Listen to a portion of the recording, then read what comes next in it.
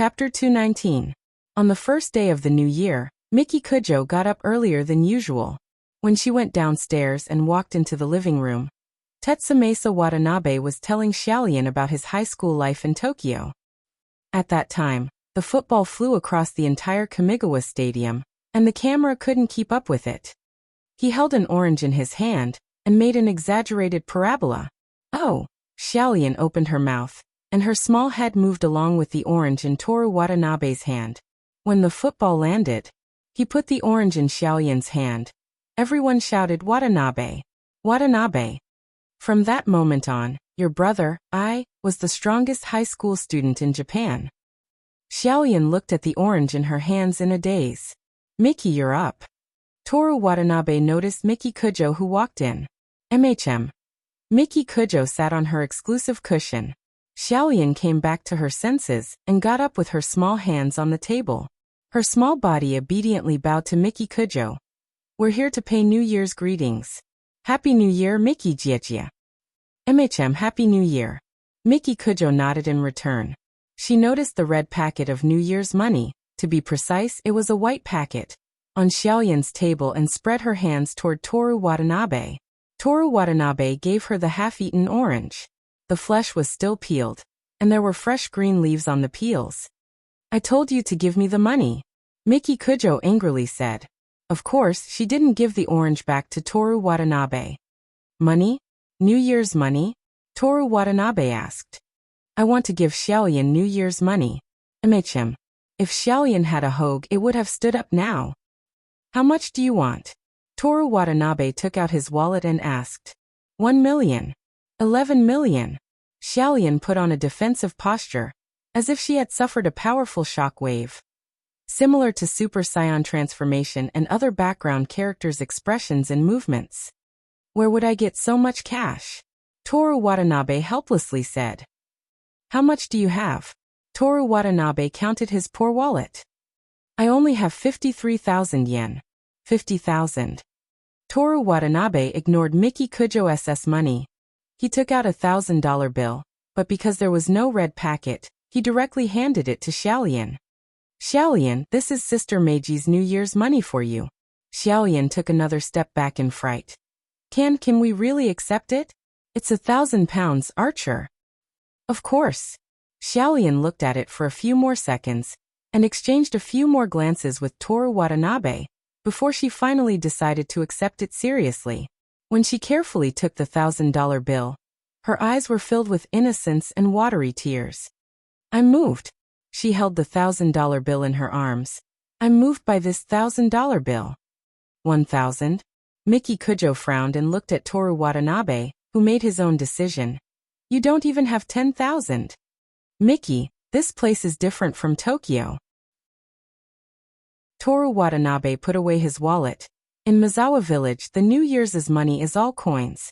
1,000 is already several years' worth of New Year's money. The highest value of coins was 500, which was enough to buy a bag of snacks in a small store in Mizawa village.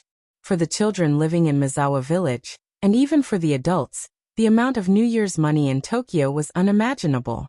As for the New Year's money that Kujo casually mentioned, 1 million, the vast majority of people living in Tokyo's Chiyoda district, or Harbor district, probably didn't dare to think about it. Miki, you're up? Watanabe came in with the rice cake. Happy New Year! Miki Kujo got up and beautifully bowed to Watanabe. Mother, Happy New Year! Watanabe was stunned, then smiled happily and said again, Happy New Year! Sitting in the kotatsu, Toru Watanabe lazily looked at this scene with his hands behind his body. Miki, this is your New Year's money. Watanabe took out a white-red envelope from her apron pocket. Thank you, Mother. Miki Kujo bowed again, and took it with both hands. Putting down the rice cake, Watanabe noticed Xiaolian, who was holding the $1,000 bill. Xiaolian, what's this? She asked. New Year's money from Miki Jiejia. Xiaolian replied. I see, then did you say thank you to Miki Jiejia? Xiaolian's body trembled. I forgot. Then she hurriedly put her feet together and respectfully bowed to Miki Kujo. Miki Jiejia, thank you so much. I'll always remember you. She spoke in the Iwate Prefecture dialect, and her use of honorifics was quite good. Yep, it was just that the words she used were a bit unlucky. When the atmosphere was a bit awkward, Rin Kiyono also came into the living room with the rice cake. While the 5 of them were eating breakfast, Toru Watanabe asked, "Mom, where's Dad?" "He's still sleeping in." After breakfast, the 5 of them sat down and chatted. Listening to Toru Watanabe continue to brag about his rosy high school life.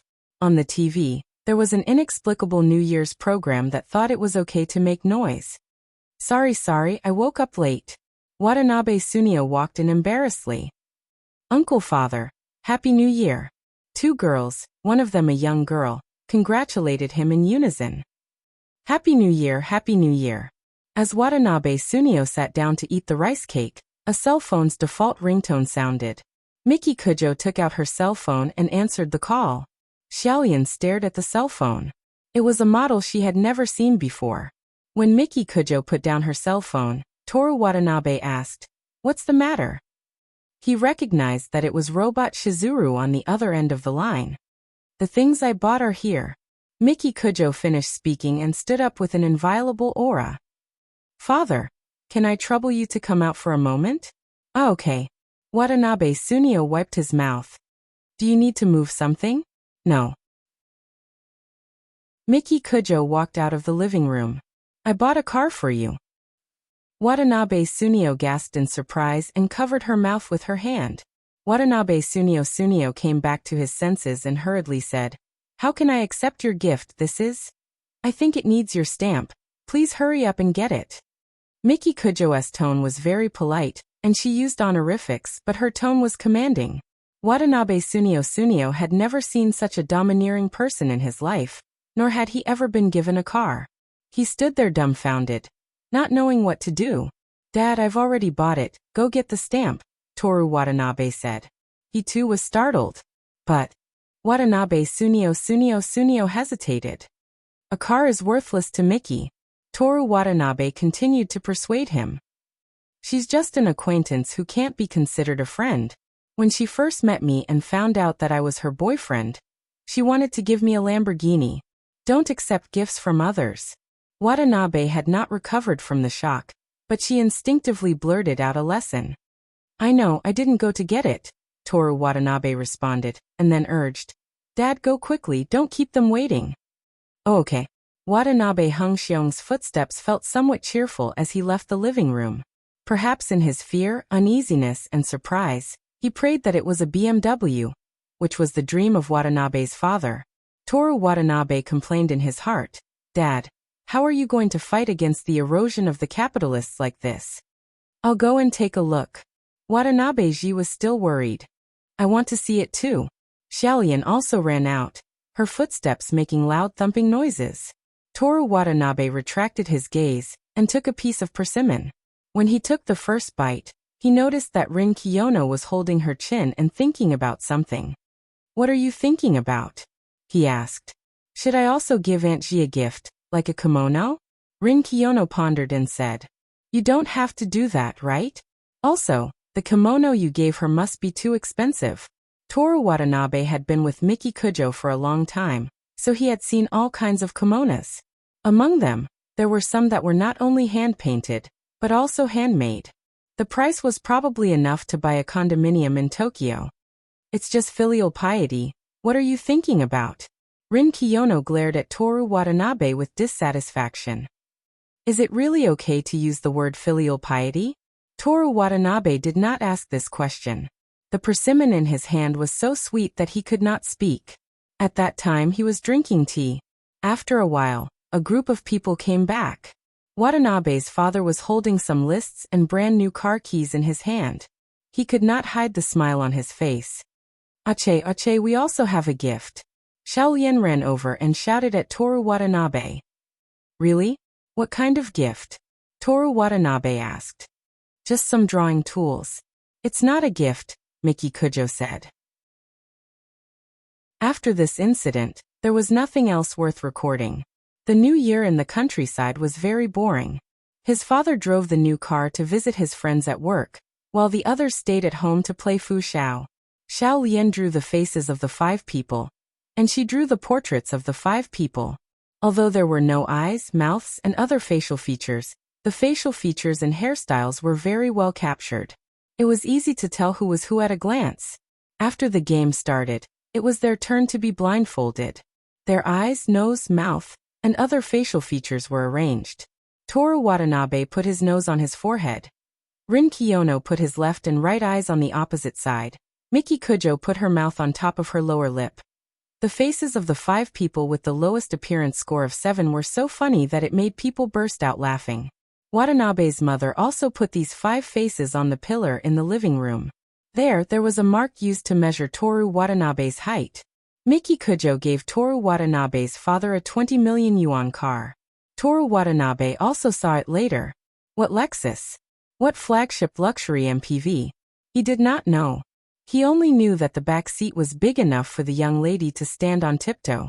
They spent the new year peacefully. The next day, the 2nd day of January, was when they returned to Tokyo.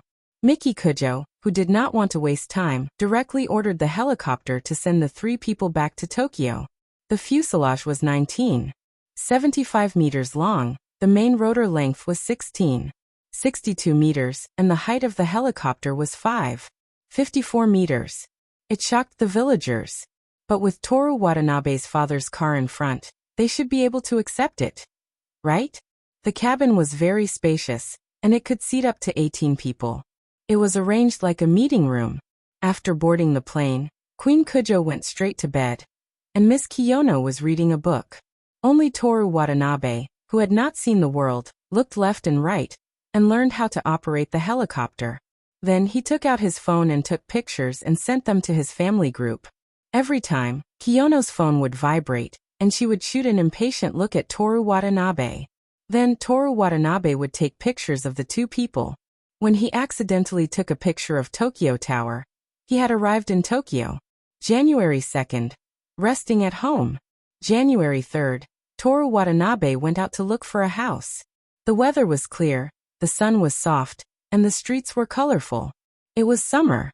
On the sidewalk, there were scattered salarymen who went to work on the 2nd day of the new year. At noon, they were wearing suits and going out to look for food. There were also shopping friends and families taking a stroll. Toru Watanabe came face to face with a young couple. Let's go to Thousand Bird Abyss and the Kokyo? The wife suggested happily. That's too far. The husband was not very willing. What's the matter? You stay at home all day, and it's rare for you to come out. Let's enjoy the sun together. The wife's tone was gentle but a little tough. All right, if that's what she wants. I like you the most. The wife held her husband's arm intimately. The 2 were very loving, because the young wife did not even look at Toru Watanabe, and kept looking at her husband. After passing by, Toru Watanabe thought to himself, would there be a day when Miki would hold his hand and press her body weight on him, and act like a spoiled child? My senpai. I really hope there will be a day when she can be honest. Toru Watanabe admitted that he was a scumbag 2-timing. The only thing he could do now was not to hurt the 2 of them, and at the same time, not to accept the kindness of any other women. But Rin Kiyono, he decided not to think about it, and left everything to his future self to worry about and choose. Maybe he would regret it, maybe he would be sad, maybe he would be happy, but that was all in the future. Now he was going to meet my senpai. The 2 of them would live close to each other. This was something that made him feel relaxed when he thought about it. Toru Watanabe put his hands in his pockets and walked slowly, enjoying the sun alone. Under the mottled sunlight from the trees on the street, his every move was as beautiful as the ukiyo-e in the Genjin Art Museum. According to the address given by Myasahi, it was an apartment building 5 minutes away from Shinano Station. The staff who had made an appointment in advance took Toru Watanabe to see the apartment. This apartment was completed in February 2014, with a total of 10 floors, a total of 195 households, an RC structure, excellent earthquake resistance, in line with the new seismic standards. In the elevator, the staff repeated the same message that they had repeated countless times. The 2 of them came to the 5th floor. The staff took out the key and opened room 502. Sir, this suite has an area of 105.86 square meters, 3 bedrooms, 2 living rooms, and a balcony area of 21.3 square meters. In the introduction, Toru Watanabe walked around, and it was indeed quite good. There was a crescent-shaped bathtub in the bathroom, and the balcony of Meiji Shrine could be seen. Sir, there are 3 stations, 2 lines. The nearby shopping street and electronics street have. If you like sports, Meiji Shrine Yuan has professional morning jogs every day. Then here it is. Seeing the apartment was just a process. Senpai Mai lived on the 6th floor, and Toru Watanabe had planned to live here from the beginning. After discussing the details, the two of them walked out of the room. Toru Watanabe dealt with the chattering staff while thinking about whether to move the electronics from the old rental apartment, or just buy a new one. Ah, it's so heavy. I told you not to. You can't buy anything in Tokyo, but you just had to take it. Don't eat it if you can. I helped you take it. Why can't I eat it normally? Okay, you two have been arguing all the way we're home. 3 young women appeared in front of Toru Watanabe, carrying large and small bags. Their bodies were about to collapse. Watanabe. Aona Koizumi's beautiful oval-shaped face was full of surprise. Why are you here? Young man, your lust is a bit obvious. Miyazaki Miyuki, the big-breasted one, teased. Huangzi laughed maliciously. Toru Watanabe did not know what to say. Chapter 220. Happy New Year. After greeting, Aona Koizumi asked again in confusion. Watanabe, why are you here? Toru Watanabe looked at the real estate staff beside him, then looked at Aona Koizumi and the other two. Renting a room. You're staying here? Huangzi pointed at room 502. Yeah. Toru Watanabe nodded. Huangzi wanted to pat his shoulder, but because she had too many things on her, she didn't succeed. She said with a mischievous face, Welcome to visit. 501? Toru Watanabe asked. Young man, don't let your imagination run wild and pee your pants at night just because you're living next door to a beautiful teacher. Miyazaki Miyuki was obviously very intellectual, but she spoke like an experienced person. I can't control my imagination, but no matter how much I pee my pants. Toru Watanabe suddenly understood what she was talking about. That thing also seemed to be out of his control. He could only change his words. I'll try my best. I don't dislike this kid's honesty, although it's a bit dirty. Miyazaki Miyuki used her status as a family member to express her opinion of Toru Watanabe to Aona Koizumi. Miyuki, what are you talking about? Aona Koizumi didn't understand. Or maybe she deliberately didn't understand. Watanabe, do you live alone? The rent here is very expensive. Have you forgotten now, Nai? Huangzi said with a smile. This kid's girlfriend is the eldest daughter of the Kujo family, and his lover is the eldest daughter of the Kiyono family. Halfway through her words, Toru Watanabe turned to the staff and said, Sorry to trouble you today. No, I'll take my leave first. If there's anything, please give me a call. I'll try my best to solve it for you. The tactful staff bowed to Toru Watanabe and the 3 teachers and walked into the elevator. What's there to be embarrassed about? Isn't it just marrying into the family? Guangzi was disdainful of Toru Watanabe's method of sending people away. My own dream is to find a rich man and marry him. Koizumi-sensei, what is the other half of your dream? Toru Watanabe asked. Hey, be more interested in me. You brat. Huangzi howled in dissatisfaction. Yes. Toru Watanabe reached out and took the bag from Huangzi's hand. I don't have any money. I can only help you move things. I hope you don't mind. Huangzi rubbed his sore shoulders. It's too late. No matter what, I won't speak up for you. Facing his friend's teasing, Aona Koizumi helplessly smiled bitterly. Let's go back to the house and put down the things. Toru Watanabe followed them into room 501. The layout of the room was more or less the same as the 502 he rented. The furniture in the room was very warm. There were doll pillows on the sofa and a cute plush carpet under the sofa. On the balcony, there were pantyhose drying. Well, it was very lively. Going back to my hometown for Chinese New Year, at least put it away. Toru Watanabe thought in his heart. Phew, I'm so tired. Huang Zi threw his body on the sofa.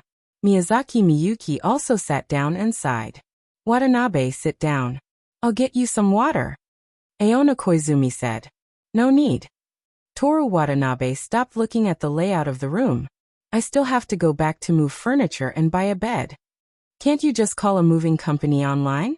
Huang Zi took a pillow and directly lay down. Moving company? Toru Watanabe didn't know about this.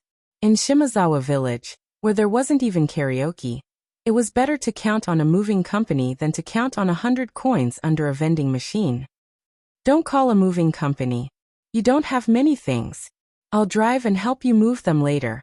Aona Koizumi came over with water. How can I do that? Sensei, you've already worked hard today. Toru Watanabe took a cup and sat down on the single-seater sofa. We can wait until tomorrow. Aona Koizumi knocked on his head and also sat down. She rubbed her shoulders and said, Watanabe, is it okay for you to live in such a big house by yourself? Is there something wrong? Toru Watanabe asked. Kujo-san is your girlfriend, but you can't keep spending her money. But she gives me $1 million every month and forces me to use it up. Ah. Huang Zi sat up and then lay back down with a look of envy and despair. I also want to have a boyfriend like that. Ah. Noticing Toru Watanabe's strange look, Miyazaki Miyuki said. She's just yelling. Right now, she's working harder than anyone to save money and prepare to buy this house. Huang Zi-sensei is amazing. Toru Watanabe said with admiration. This house must be very expensive, right? Located in Shinjuku, it's a 5-minute walk away from Shinano Station. There are 2 lines, Sobu Line and Chua Line. It's next to the famous Meiji Shrine Waiyuan. 159. 8 million yen. Huang Zi blurted out. That's quite cheap. Toru Watanabe said casually. Cheap. Huang Zi exclaimed, and then said a lot of things. The 3 of us have just been employed for 3 years. The average annual income is 6 million yen. This is already very high. Even so, without eating or drinking and not including the rent, it'll be 1,800 yen a year. It'll take us 10 years to buy this house. The annual income will increase with the length of employment, right? Toru Watanabe asked curiously. I already said that the rent won't be included if we don't eat or drink. Moreover, the 3 of us have to buy it together. Miyazaki Miyuki was a bit helpless. Do we really have to buy it together? Yes. Huang Zi got up, took the remote control on the glass table, and turned on the TV. The 3 of us plan to stay together for the rest of our lives. So Watanabe boy, if you want to pursue my aonai, you must be prepared to support me and Miyuki. Aona Koizumi rolled her eyes and said, Watanabe, don't listen to her nonsense. But speaking of buying a house, thanks to you this year, my annual income has exceeded 10 million yen. She was a bit happy. Speaking of which, Huang Zi turned off the boring TV and sat up with a pillow in her arms. Watanabe, do you want to join my class in the 2nd grade and let me get some bonus? Thank you, but no need. I like Koizumi-sensei. Huang Zi was even more childish than Watanabe, kicking and throwing a tantrum on the sofa. Toru Watanabe ignored her and asked the smiling Aona Koizumi. Koizumi-sensei, school starts on the 9th. Why did you come back today? I have to work. Aona Koizumi answered. Work. Toru Watanabe didn't understand. Young man, you don't think that teachers don't have to work because students aren't here, do you? Miyuki said. What do teachers do when they're not in class? The competition between schools in the monthly exam and the impossible performance. In addition to the results, we also have to deal with complaints, inspection of teaching materials, mock lectures, and endless teaching and research meetings, not to mention the parent-teacher meetings. Koizumi Aonai complained. This was the first time Toru Watanabe saw Aona Koizumi complaining. However, as a teacher or a celebrity, it was normal to have 2 faces. For example, Huang Zi.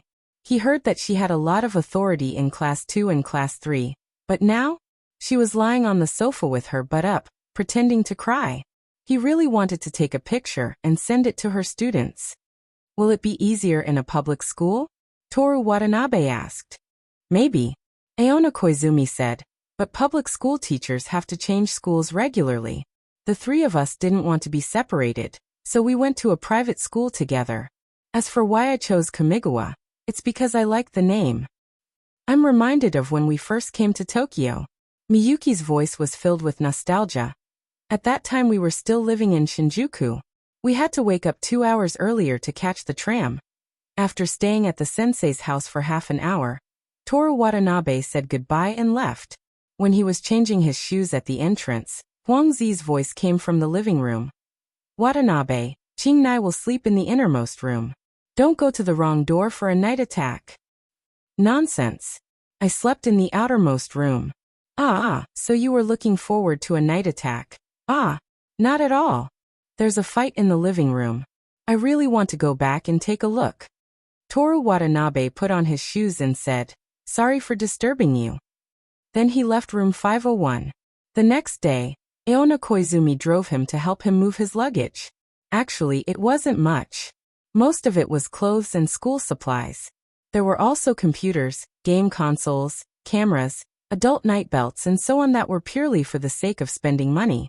Miki Kujo's stockings were also well taken care of. At noon, Tetsumaisa Watanabe was thinking about where to put the computer, and whether to buy a computer table along with the bed when Aona Koizumi called him over for lunch. The three of us usually eat whatever we want. Don't mind, she said. I usually eat whatever I want outside. This is already sumptuous enough. It's too expensive to eat outside. You can save a lot of money if you cook for yourself. After all, we have to save money to buy a house in Shinjuku, Toru Watanabe said. Yes, we have to save money to buy a house in Shinjuku, Aona Koizumi replied with a smile. After saying that, she went to wake up the two young girls who were still sleeping. The heater was on in the room. The two teachers who had just woken up were wearing revealing clothes. Miyazaki Miyuki was wearing shorts and a short-sleeved shirt. She had plump legs, perky buttocks, and breasts that were taller than Mount Fuji when she stretched. In short, it was not good for the body. Especially when Toru Watanabe was an overly energetic 16-year-old boy. She had long pajamas and long pajamas. There was nothing special about her except that the pajamas' collar was sloppy and the buttons were not properly buttoned, revealing a bit of her white skin. Not good, really not good. Tetsumaisa Watanabe sat still and refused to take a second look. This was a very simple matter for him who was becoming more and more determined. If he said he would not take a second look, he would not take a second look. Up until now, it had only failed on Rin Kiyono. The most special thing is her. Above everything else is her, my God, Rin Kiyono. At that time, Toru Watanabe suddenly thought of a prayer from Kiyono's church. Wow. Sandwiches, fried chicken, tamagoyaki, bacon and asparagus rolls, fried eggs, mushrooms and a box of strawberries. You're eating so well today? Huangzi impatiently sat down. It's all thanks to you, Miyazaki Miyuki teased. Not at all. It's my first day back so I should eat something good. Even if it wasn't Rin Kiyono, the three people present knew that Aona Koizumi was lying. I'll dig in. The four of them clapped. It's delicious. Toru Watanabe praised. Yep, it's delicious. Huangzi placed her right foot on the chair, the sole of her foot pressed against her left thigh. Young man, you can come for every meal, Miyazaki Miyuki said. I'll allow it too. Huangzi ate the fried chicken in her mouth and held the strawberries in her hand. But remember to pay for the food, we're flat here. The three people's expressions were exaggerated. Aona Koizumi, who was praised, was both helpless and a little happy. Is there a need to be so exaggerated? Koizumi, sensei doesn't usually cook? Toru Watanabe asked curiously. Curry for 3 meals, Miyazaki Miyuki said. Or order takeout, Huangzi replied. How is it that exaggerated? Don't talk nonsense. Aona Koizumi blushed and pouted. For the sake of the teacher's healthy diet, I've decided to come for every meal. Food expenses per person. Huangzi. Aona Koizumi unhappily pushed Huangzi's outstretched hand back. It's the same for 3 people. It's the same for 4 people. Also Watanabe is our student. How can we take his money? He's your student. This guy only recognizes you. Huangzi whispered. Seeing that Aono Koizumi was about to scold her again, she quickly changed her words. If you don't want to pay, then don't pay. Anyway, this guy got first place in the country, so I'll give you a lot of bonus. How about this? Toru Watanabe said. I'll wash the dishes in the future. Then it's decided. Looking at the speed of her reply, Miyazaki Miyuki and Huangzi usually did the dishes. In the afternoon, Toru Watanabe went out to buy things. Sofa, coffee table, kitchen supplies, fridge, and so on. There was also a big white bed that was 1.16 million square meters. It could probably fit around 6 people lying side by side. It was very soft. Toru Watanabe used to like to sleep in a hard bed, and he didn't care about the size. However, after sleeping with Miki Kujo for a long time, he got used to the softness and size of her bed. This time, he simply bought this kind of bed. The afterglow of the setting sun shone on the jungle of Meiji Shrine Yuan. Toru Watanabe was dragged by 3 teachers to buy ingredients. For dinner, he had delicious anchovy hot pot. The days before school started were recorded in the diary like this. In the morning, he ran in Meiji Shrine Yuan. There were indeed professional athletes who came here for morning runs. In the morning, he wandered around and found 3 bookstores. The one he frequented was Chengshan bookstore. But he still liked Kamihocho. Before reading, he would ask Rin Kiyono about the books she had recently read. After reading, he would talk about his own reading experience, and was often ridiculed, hoping to be praised one day. In the afternoon, he went for a walk in the outer garden of the shrine with the teachers, and looked at the 300-meter Ginkgo Avenue. Occasionally rowing a boat in the lake. In the evening, he didn't go to Miki Kujo's place. Instead, he played games with Keisuke Saito and the others at home. Sometimes, he played family games with the teachers. Mayasahi hadn't moved in yet. When Toru Watanabe talked to her on the phone, she said that she would wait until spring break to move out. The winter break passed quickly, and the 3rd semester started in the blink of an eye. January 9th, Kanagawa High School, in the shoe cabinet. Kiyono-san, I haven't seen you in 6 days. Is that so? Rin Kiyono took out her shoes from the cabinet.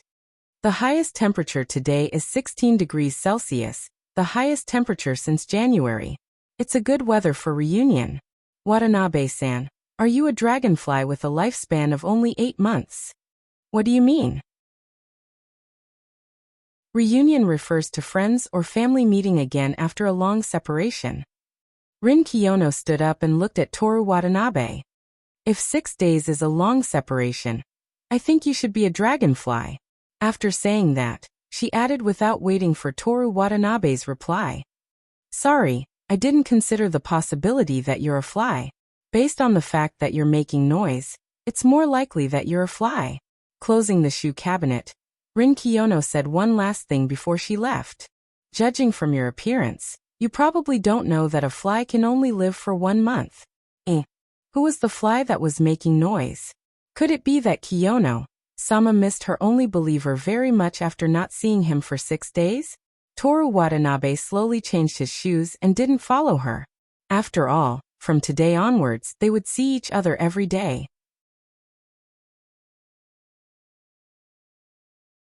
Chapter 221.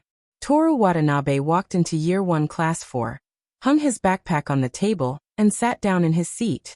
The classroom was noisier than usual. Kuin Watanabe, good morning. A girl came over to greet him. Good morning. Hey Kuin Watanabe, did you have a good New Year? Another girl asked. I had a great time eating at my hometown. The girls giggled, laughed and giggled, making the classroom even livelier. When Keisuke Saito and Osamu Kanai arrived, the girls reluctantly left. What's going on with you two? Toru Watanabe asked. What do you mean what's going on? Keisuke Saito took out his winter vacation homework from his backpack and asked in puzzlement. Toru Watanabe pointed at his eye sockets. Osamu Kanai took out a small mirror from his backpack and narcissistically smoothed his buzz cut back before checking his eye sockets. It's just dark eye sockets. They don't affect Uncle Goi's handsomeness at all. He smoothed his buzz cut back again. That's enough. Keisuke Saito snatched the mirror from him. Watanabe and I didn't even say we were handsome. He fixed his hair in front of the mirror. Osamu Kanai took out his winter vacation homework and said to Toru Watanabe, "Watanabe, hurry up and give me your homework, hurry up."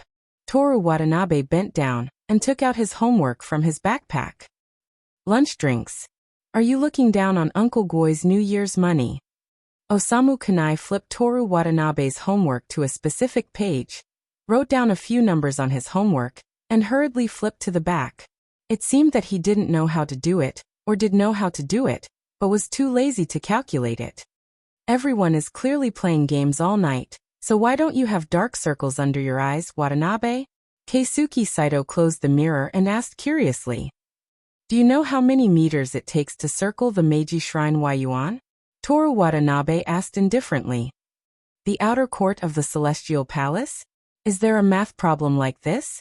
Saito Keisuke opened the mirror again and looked at himself in the mirror reluctantly. Let's change the question.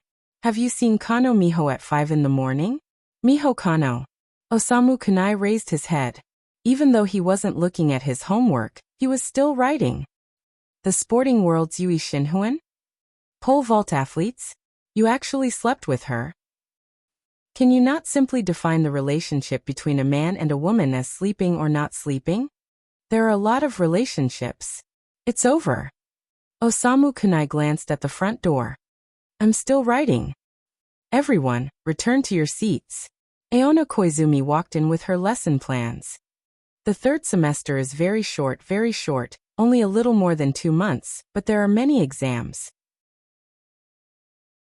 Tomorrow there will be a strength test, a monthly exam at the end of the month, and the final exam on the 19th of next month. Aona Koizumi's beautiful oval-shaped face was stern as she lectured the entire class in a stern tone, helping them to get out of their New Year's holiday. Osamu Kanai glanced at the podium for a second, then lowered his head to copy his homework for 3 seconds, and then glanced at the podium again. Keisuke Saito held the mirror in his hand. He seemed to be staring at the podium, but in fact, he was looking at the mirror narcissistically. Toru Watanabe rested his face on his right hand and looked out the window. The clear winter sky, the tall buildings of Shinjuku, the trams of Shiya Station, and the oak trees with winter buds. The passing crows landed on the iron net of Kamigawa's sports field. Their coarse and hoarse cries could not reach here. The day's classes passed quickly. After the 7th period geography class, Toru Watanabe took his bag from the hook beside the desk and prepared to go to the activity room. Class 3 had just finished class, and the blackboard eraser couple had not started yet. Class 2, which Miki Kujo was not in, was still in class. Huang Zi, the English teacher, crossed her arms and coldly looked at all the students of Class 2. Occasionally, she would flip through the test papers on the desk and say, "For the vocabulary test, 7 of you got 2 wrong, 5 of you got 3 wrong, and 3 of you got 4 wrong." After he finished speaking, he sneered, "Ha! How scary." Toru Watanabe's gaze from the door attracted her attention. Huang Zi wanted to see which student dared to be so bold, so she glared at him fiercely. Toru Watanabe made a cute peace sign next to his cheek. Cough, cough, cough. Huang Zi held back her laughter and coughed. The girls of Class 2 saw Toru Watanabe's expressionless face and snickered. Laughing? How can you still laugh? Huang Zi picked up the test papers and slapped them. Chalk dust flew up from the podium. Class 2 returned to silence.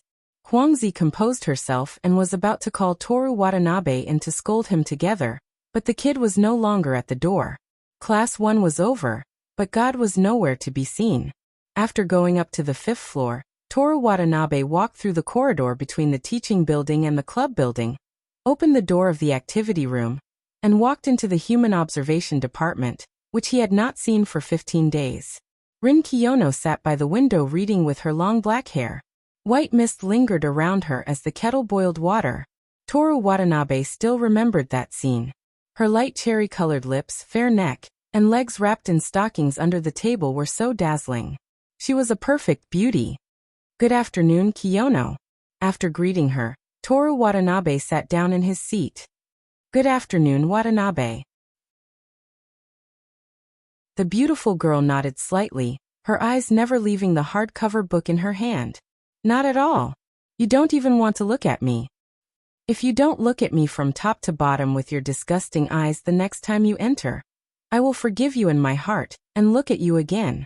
Then you won't have any hope in your life. Toru Watanabe took out the book that he had only read the beginning. Because you're too cute. I can't not look at you. A very rigorous conclusion. Rin Kiyono's fair and slender fingers flipped the pages of the book. By the way, about Kiyono's religion, I've been thinking of a prayer recently. Do you think it's okay? Toru Watanabe opened the first page of the book and recited. The most special is her. Above everything is her. My God, Rin Kiyono. What do you think? I thought of it when I was eating. Rin Kiyono didn't say anything. She seemed to judge that continuing to talk with Toru Watanabe was purely a waste of time. Toru Watanabe didn't care.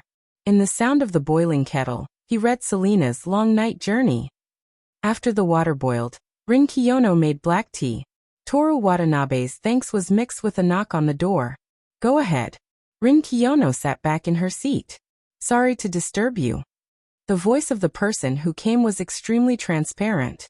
With Toru Watanabe's picky sense of aesthetics, the only voices that could be considered pleasant to listen to were his god, his girlfriend, his lover, his Koizumi-sensei, and apart from them, there was only Kaori Hayami-senpai.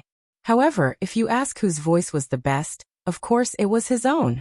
Good afternoon, Kiyono classmate, Kuin Watanabe classmate. Good afternoon, senior sister. The two of them greeted her in unison. The relationship between the two of you is still so good, Kaoru Hayami said with a gentle smile. No, I was just disliked. I have to be forgiven 3,000 times before Kiyono classmate will look at me. Toru Watanabe took a chair.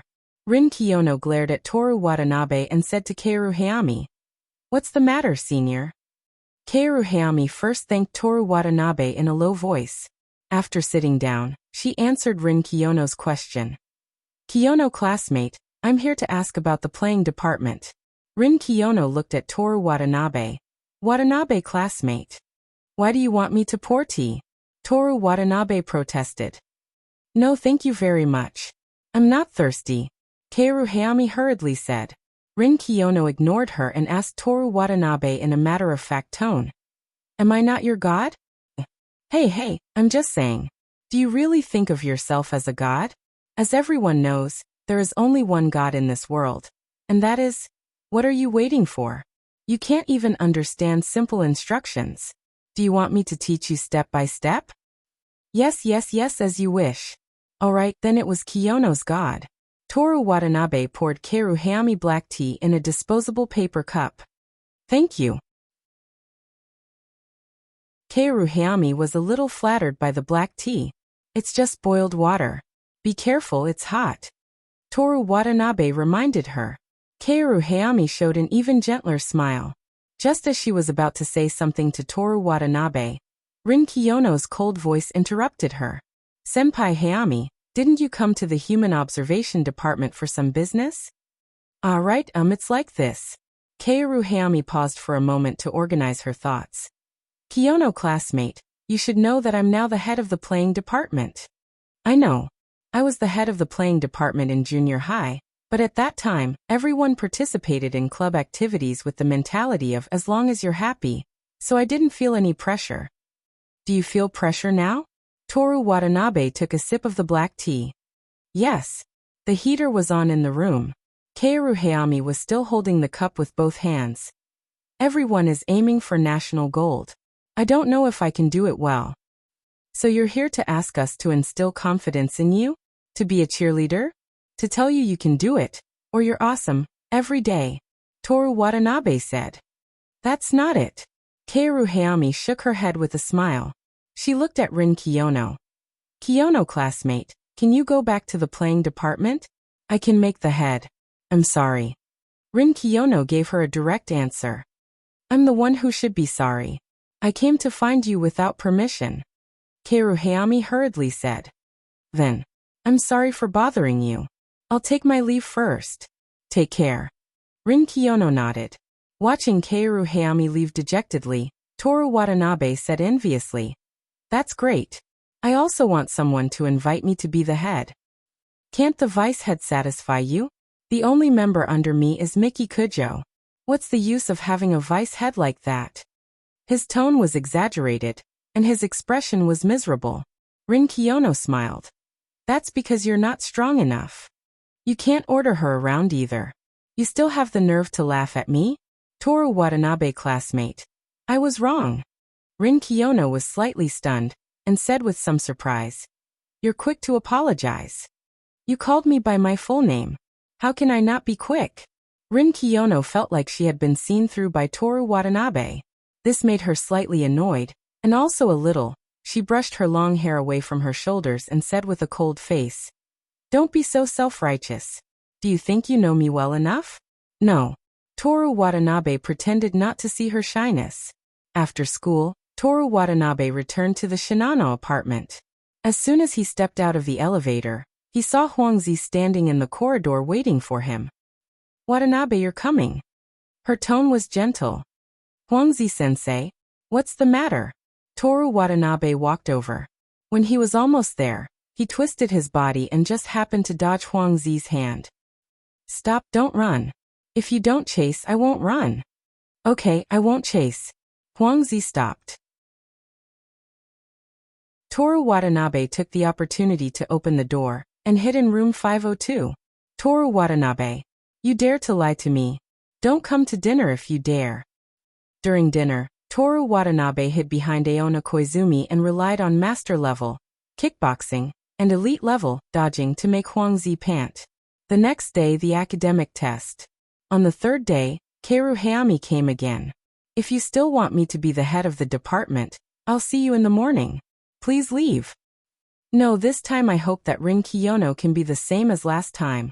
To be the advisor and conductor of the Blowing Club.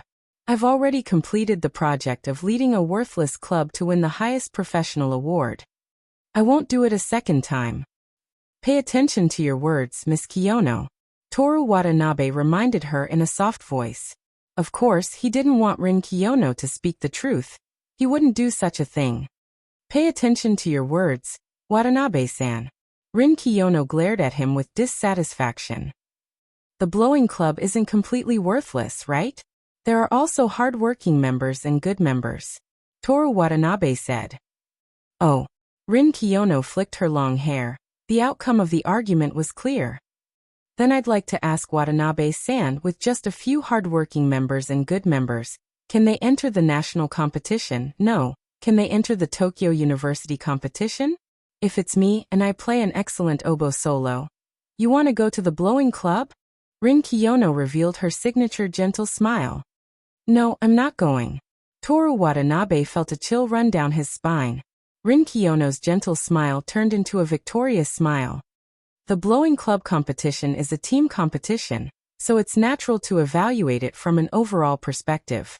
If I say that it's completely worthless, do you have any objections, Watanabe-san?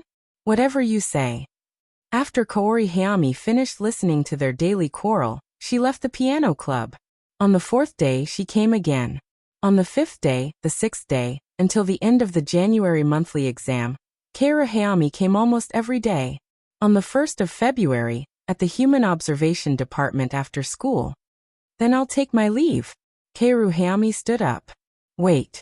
Toru Watanabe stopped him. Keiru Hayami looked at him in confusion. Kiyono-san. Toru Watanabe put down his teacup. The Blowing Club is our subordinate department. If we don't help you when you're in trouble, it'll damage the dignity of the Human Observation Department. Subordinate department. The head of the Blowing Club, Keiru Hayami, had a confused expression. Rin Kiyono was used to Toru Watanabe's nonsense, so her expression didn't change at all. What are you trying to say? She asked. Senpai Hayami has been here so many times. You must have a reason for doing this. Even if you don't want to go, you can at least give me some advice, right? Toru Watanabe tried to persuade her. Rin Kiyono sighed, closed her hardcover book and said to Keiru Hayami, if you just want to give me some advice, I can help you think of a way. That's enough. I'm already very satisfied. Thank you so much, Kiyono-san. Keiru Hayami was so emotional that he was about to cry. Shouldn't you be thanking me? Toru Watanabe pointed at himself.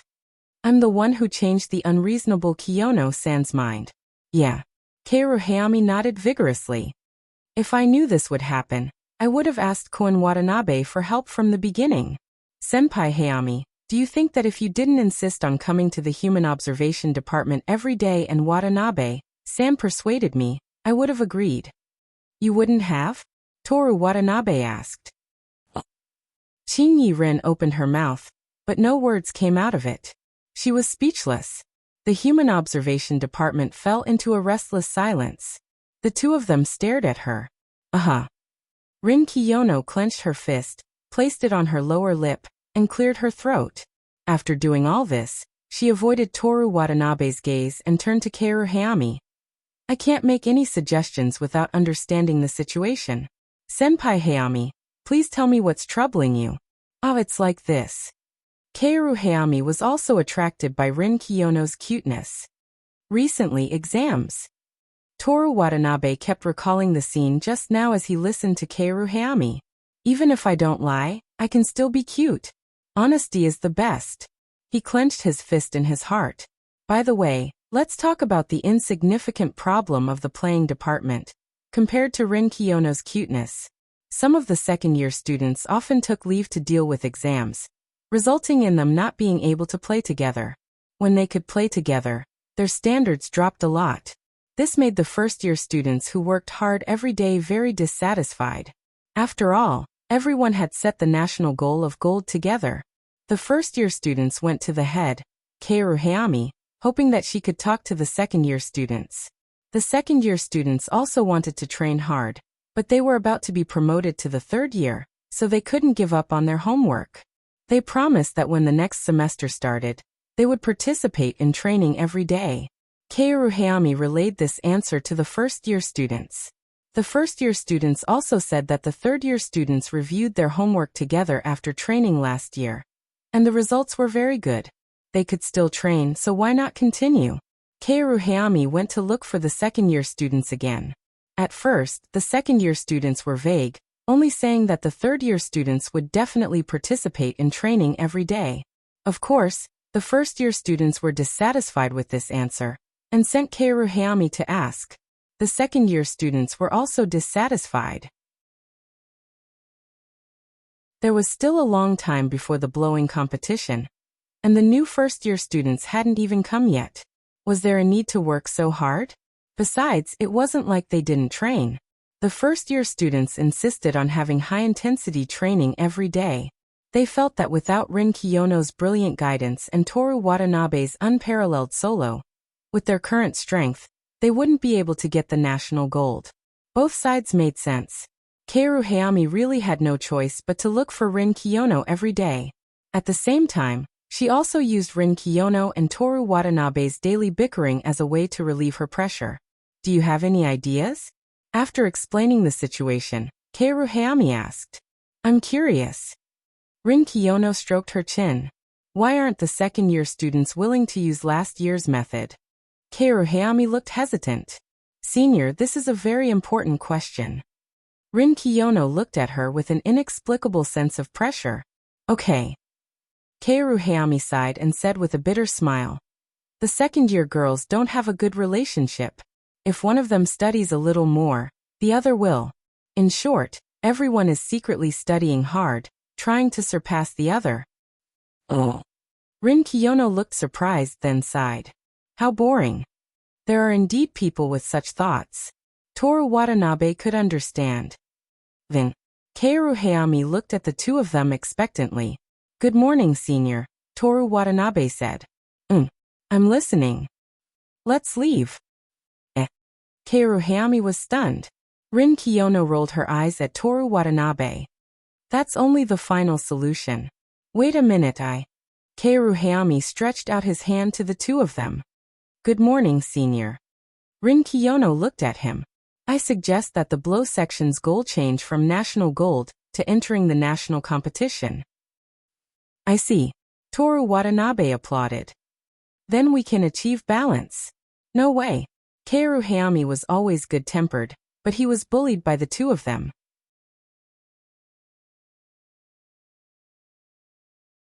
Chapter 222. Neither withdrawing from the department nor lowering their goal worked, so they had to seriously think of a way. The human observation department fell into silence. "Good morning, senpai." Rin Kiyono was the first to speak. "Kiyono-san, have you thought of a way?" Kaoru Hayami looked at her expectantly. "I can tell you my experience in managing the music department, and you can try to do it. How about that?" Kaoru Hayami pondered for a moment. "I'm afraid it won't work." "Why?" "I'm not as good as Kiyono-san in music, and I might not even be the best in the second year. It'll be difficult for everyone to obey me." "What about the authority of the department head?" Toru Watanabe was curious. "Shouldn't it be like the human observation department, where the department head has the most authority?" "Are you dissatisfied with something, Toru Watanabe-san?" "No." After dealing with his department head, Toru Watanabe said to Kaoru Hayami, "That's the gist of it." "See?" Rin Kiyono was even more dissatisfied, but she couldn't refute what just happened. Kaoru Hayami couldn't help but chuckle, and then he helplessly said, "Maybe it was possible before, but after Kiyono-san, the music department has already been ruled by strength. It's mainly because you're not strong enough as the department head." Rin Kiyono didn't care how hurtful her words were. She muttered to herself and continued to think of a way for Kaoru Hayami. "I'm sorry." Toru Watanabe apologized to Kaoru Hayami on her behalf. "It's fine. Kiyono-san is absolutely right." Kaoru Hayami had seen Rin Kiyono's poisonous tongue before. "Besides, even if I'm strong enough, my personality is too weak. I can't force everyone to obey me. Being gentle isn't a bad thing." Toru Watanabe comforted her. He thought for a moment, then said, "I have an idea." Rin Kiyono looked up and said, "Tell me about it." "First of all, let's agree on one thing. If it was Kiyono's style, would she be able to change the current situation of the wind instrument department?" "Okay." Kaoru Hayami nodded. "Then, let's find someone who can replace Kiyono. Isn't that enough, Watanabe-san?" Rin Kiyono crossed her arms and straightened her beautiful swan-like neck. "No one can replace me. I'm the most special, above everything else." Using other people's words to praise herself? How could there be such a narcissistic person? It was hopeless. "I also think that no one can replace Kiyono, classmate." Kaoru Hayami nodded in agreement. "Do you want to join the church?" Toru Watanabe could not help but ask. "Join?" Kaoru Hayami looked at him in confusion. "Nothing." Toru Watanabe skipped over this private topic. "Of course, no one in this world can replace Kiyono, classmate. I know this very well." Then Koen Watanabe's idea? "We can create an artificial intelligence and input Kiyono classmates will into it." Rin Kiyono gave him a warning look. "Uh-huh." Toru Watanabe cleared his throat. "What I mean is that the wind instrument department can set the rules of the society." "Rules of the society?" Kaoru Hayami asked reflexively. "It's indeed a feasible idea." Rin Kiyono nodded in agreement. Kaoru Hayami looked at her again.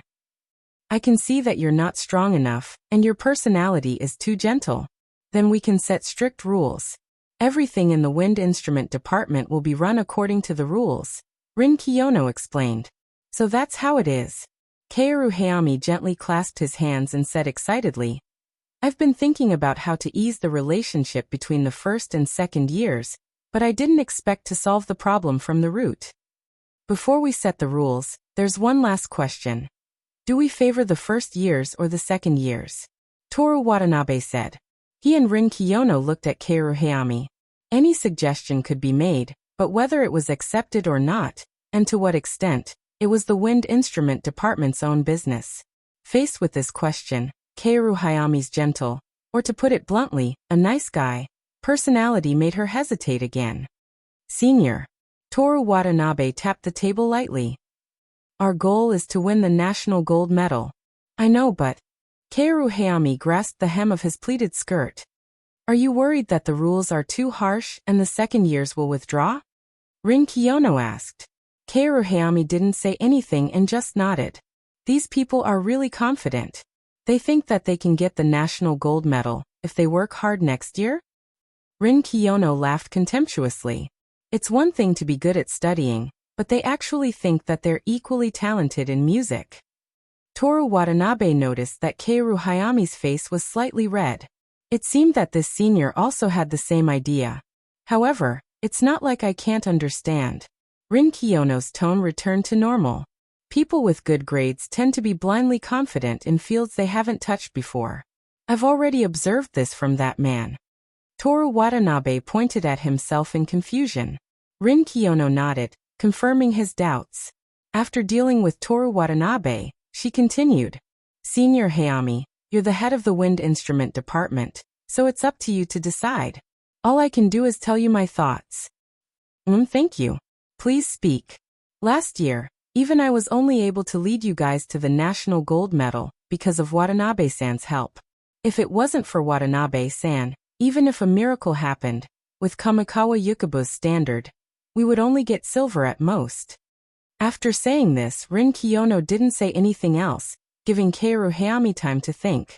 Kaoru Hayami didn't hesitate. She loosened the wrinkled pleated skirt, looked at the two, and said in a transparent voice, the goal of the wind instrument department is to get the national gold medal. Rin Kiyono smiled. Then let's start discussing the rules. The rules were set by Rin Kiyono and Kaoru Hayami. Toru Watanabe continued to read his book. The day after tomorrow will be the beginning of spring, but the north wind outside the window is still cold. Maybe it's the contrast between the whistling of the cold wind outside and the humming of the indoor heater. Listening to Rin Kiyono's lowered voice, Toru Watanabe felt warm. The two finished their discussion when the club activities were over. Toru Watanabe took the paper full of writing. 1. All members, including the B department, must participate in the training from Monday to Friday. 2. Starting from April, everyone, including the B department, must participate in the training on Saturday and Sunday. 3. Before the end of the club activities, you must greet the chief of your own department. For junior students must greet senior students and must bow 45 degrees when they see them. 5. The small bucket used to hold the water inside the instrument must be cleaned after use. A series of must. It seems that a lot of Rin Kiyono's will has been injected into it. In addition to the training, there are many daily etiquette. Toru Watanabe can't understand this, but for the Japanese it's normal. He didn't raise any objection. After all, this is Japan. Most importantly, it has nothing to do with him. After this system is implemented, I'm afraid that Hayami-senpai will be blamed. Rin Kiyono put her hand on her chin and said, it's rare to see you care about others. Could it be that you are unexpectedly a gentle person? Did I misunderstand you before? Only Toru Watanabe dares to say this. So, Rin Kiyono said, Hayami-senpai, you can directly tell everyone that the idea of making the rules was proposed by Watanabe classmate. This. Kaoru Hayami looked at Toru Watanabe. Why? Toru Watanabe's voice was slightly louder than the north wind outside the window. It expressed his emotions, but not to the extent that it was harsh to the ear. I don't intend to shelter others from the wind and rain. Then let's talk about me. After all, most of the rules are set by me. Rin Kiyono said indifferently. Forget it, let's talk about me. North Wind's voice covered Toru Watanabe's. Rin Kiyono's expression didn't change. She didn't feel touched at all. She said calmly to Kaoru Hayami. Then let's talk about the two of us. Thank you very much. Kaoru Hayami used honorifics. Please don't worry, I will say that I took the initiative to ask the two of you for help. Don't mention it. I only did this because I thought that even if there is a rule, it's just a rule set by Hayami-senpai. They won't follow it honestly. Yes, that's true. Kaoru Hayami had to admit it. Was Rin Kiyono gentle or not? When Toru Watanabe and Rin Kiyono walked out of the school dormitory, it was already past the usual end of the school day. On the field, the baseball club, which had vowed that if they didn't enter the Koshien finals this year, they would give seats to all the teachers and students of the school, was still practicing hard. The baseball club only recruited famous middle school baseball players. Even so, they're still practicing hard, Toru Watanabe said. Rin Kiyono knew that he was mocking the blowing club, which didn't practice hard but still wanted to win the national gold medal. The Blowing Club won the national gold medal last year. This year there should be some good new students entering the school, she said. After returning from Kanazawa village, Rin Kiyono was not as afraid of the cold as before. She could even speak a few words in the cold wind. Osamu Kanai deliberately threw a baseball in their direction. It rolled to Toru Watanabe's feet. He bent down to pick it up. When the time comes, there will be a lot of boys who admire you entering the school. Toru Watanabe threw the baseball at high speed. Ah, you're jealous? What's there to be jealous about between friends? Rin Kiyono's light cherry lips were hidden in her scarf. There are probably more girls who admire your oboe. In the distance, Osamu Kanai chased after the baseball flying in the sky, running with all his might. February 2nd, Sleet the monorail was swaying. The carriage was silent, and the passengers all shrunk their heads. Small drops of water slowly slid down the glass window. The silent atmosphere lasted until Toru Watanabe walked into the classroom. The classroom was heated, and the atmosphere was warm.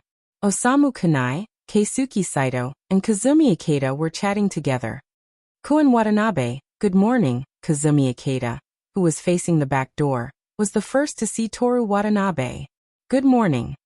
Toru Watanabe sat down in his seat. What are you talking about? The heater behind him blew his hair up slightly. Watanabe. Osamu Kanai patted Toru Watanabe on the shoulder. When it comes to February, what do you think of? Final exam? Guess again. The Dutch East India Company's Taiwanese officer, Kaichi, signed the surrender letter and officially surrendered to Zheng Qinggong's army? The boy was speechless. Koen Watanabe, you're too funny, the girl laughed. Let me give you a hint. Keisuke Saito's expression was serious. Sweet. Sweet? Yes, yes. Kazumi Ikeda nodded. I know. Toru Watanabe suddenly understood. February is a good time to eat sugar cane. You're so annoying, Koen Watanabe, it's chocolate.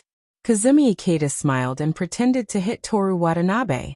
Toru Watanabe naturally dodged, not allowing physical contact, and said, by the way, people with weak spleen and stomach should not eat it.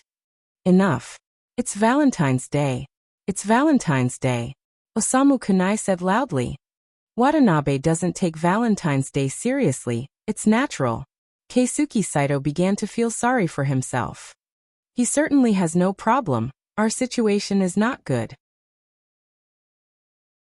Kazumi, will you give us chocolate? Osamu Kanai begged. If it's chocolate. Kazumi Ikeda readily said. Thank you, Kazumi-sama. The two simultaneously bowed 90 degrees. We will properly return the favor. You're too exaggerated. Kazumi Ikeda covered her mouth and was amused by them. She deliberately stretched her winter school uniform sweater to cover more than half of her hand. This is the cute sleeve. By the way, if it's handmade chocolate, we will. Go away. Kazumi Ikeda bluntly rejected. Keisuke Saito looked at Toru Watanabe. Watanabe, will Kujo classmate give you chocolate? Kujo classmate doesn't look like the kind of person who would do that kind of thing. Osamu Kanai speculated. Even if Kujo classmate doesn't give you chocolate, Koen Watanabe will receive a lot of chocolate. Kazumi Ikeda smiled and said, I heard that many girls are preparing to give you handmade scarves and sweaters. Scarves and sweaters? Spare me, my Kei-san will kill me. I only dare to accept chocolate. Toru Watanabe helplessly said. What about Kiyono classmate's chocolate? Kazumi Ikeda mischievously asked. Don't joke about her. Toru Watanabe's tone didn't change, but it made people's hearts sink. Everyone tactfully stopped talking about Rin Kiyono. How many chocolates do you think Watanabe will receive? Keisuke Saito said. If he doesn't accept the chocolate, 30, no 40. Kazumi Ikeda said confidently. 40? Just the return gift alone would cost 100,000 yen, right? Osamu Kanai couldn't believe it. Not only them, but Class 4 and even the whole of Kamigawa, no, other high schools were also likely to welcome the season of restlessness. After school, on the corridor to the club building from time to time, he could hear passing girls talking about Valentine's Day. Walking in the corridor wet with sleet, Toru Watanabe heard Aoyachiki's bass horn, and thought of my Asahi. Speaking of which, from today onwards, third graders didn't have to come to school to prepare for the private university exam. At this time of year, spring break, my Asahi would move to Shinano, not far away. Today's Human Observation Department. Rin Kiyono was reading a book. Miki Kujo was lying on the sofa with her feet up, listening to music and playing with her phone. Toru Watanabe pulled down Miki Kujo's skirt to cover her overly revealing pantyhose. "Miki, why are you here today?" He sat down in his seat. "I'm taking a day off," Miki Kujo answered. "Taking a day off to come to school? Rich people really have it hard." In the blink of an eye, it's already February. Toru Watanabe paused for a moment. "Speaking of February, what do you think of Bohemian premiered in Italy?" Rin Kiyono continued to look at the hardcover book in her hand. "Bohemian what? Forget it. Miki, what about you? February? Real estate is off-season." This was even more ridiculous than the Dutch East India Company surrendered to Zhengqinggong. It was a famous historical event. Could it be that this year's Valentine's Day he wouldn't receive any chocolates from these two? Toru Watanabe's originally restless heart was cooled down by the sleet.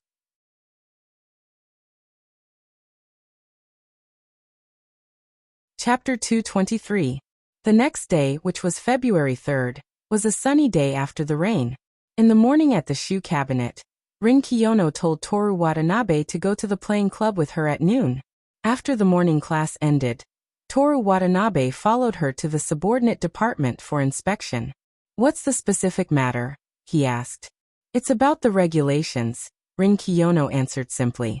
Toru Watanabe didn't ask any more questions. He wasn't interested in these things, and he would know when the time came. In the corridor, the students passing by saw the two of them walking together, and cast curious gossipy gazes. The two of them could become popular figures on campus just by their looks, not to mention endless anecdotes. The reason why it wasn't obvious usually was because Rin Kiyono never chatted with her classmates. Even if they worked together in the playing club, no one could become her friend. And Toru Watanabe only played with the boys in the class. The others couldn't tell that he had plans to be friends with others. The two of them turned a blind eye to all kinds of gazes. When they reached the third floor of the club building, they didn't hear the sound of music training. As they approached the music room, they gradually heard a fierce argument. Because of the soundproof door, the sound seemed distant. "We've already said it. We've said it several times. We'll train hard in the new semester." Classmate Shijio. "When we set the goal, you second years also agreed to set it as the national goal." Classmate Liang. "So what if we did? Do you think we're first years? Next year we're going to enter a higher school. Not everyone will go to Weijin University." Classmate Fan Mei. "What does this have to do with going to Weijin University? Didn't everyone train and study together last year? Why not today? I say, aren't you first years too arrogant?" "So what?" At the door, Toru Watanabe smiled and said to Rin Kiyono, "Do you think they'll fight?" "I bet they will. A week of club hygiene." Rin Kiyono first glared at him, who was gloating, and then said, "No." The two of them continued to listen to the sounds inside. "Everyone, stop arguing." Even though Kaoru Hayami spoke loudly, there was a hint of gentleness in his voice. "Come to think of it, why did you let an outsider interfere with the matters of our wind instrument department? Kiyono classmate isn't an outsider." "Huh. Back then, no matter how we tried to persuade them to stay, they still decided to leave. What right do they have to interfere now? You even made rules that we have to follow. Student Kiyono is doing this for the good of the wind ensemble," a first-year student said. "For the sake of the flute section? What can she do about it? You're not allowed to talk about Kiyono like that." It was Aoi Ichiki's voice. "That's right. Kiyono has led us to the national gold medal, so I believe in her." Yoshimi Tamamo also spoke up. Leader, have we not worked hard? You listen to her so much, but it's a pity that she looks down on you." There was the sound of tables and chairs rubbing against the floor. Toru Watanabe put his hands in his pockets, leaned to the right, and leaned close to Rin Kiyono's ear. "So-and-so classmate is going to lose. Rin Kiyono didn't say anything, but pushed open the heavy door of the music classroom. Hey, you can't be like this. Toru Watanabe reprimanded her in a soft and hurried voice. The door opened, and the music classroom quieted down.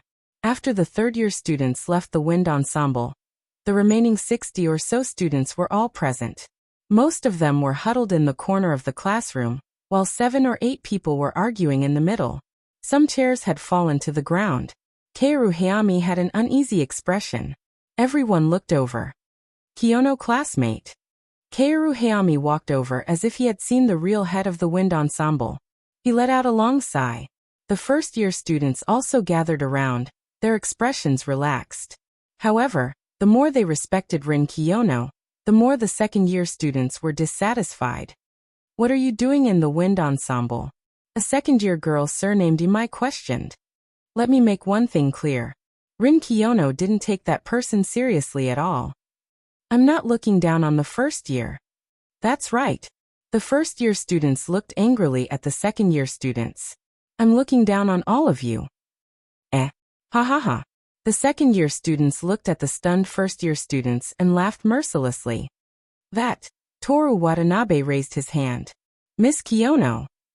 I'm talking about all of them. Please continue. Rin Kiyono looked at the second-year students. Are you done laughing? Her voice was as cold as ice, causing the laughter to abruptly stop. If you're done laughing, then let's start training. Her tone was calm, as if nothing had happened. The girl surnamed Imai came back to her senses and said sternly, Why should we listen to you? From today onwards, I'll be the consultant of the wind ensemble again. Do you have any objections, Prince Imai? Calling the upperclassman classmate was a habit that Rin Kiyono had adopted last year when she was in charge of the wind ensemble. Kiyono classmate, is what you said true?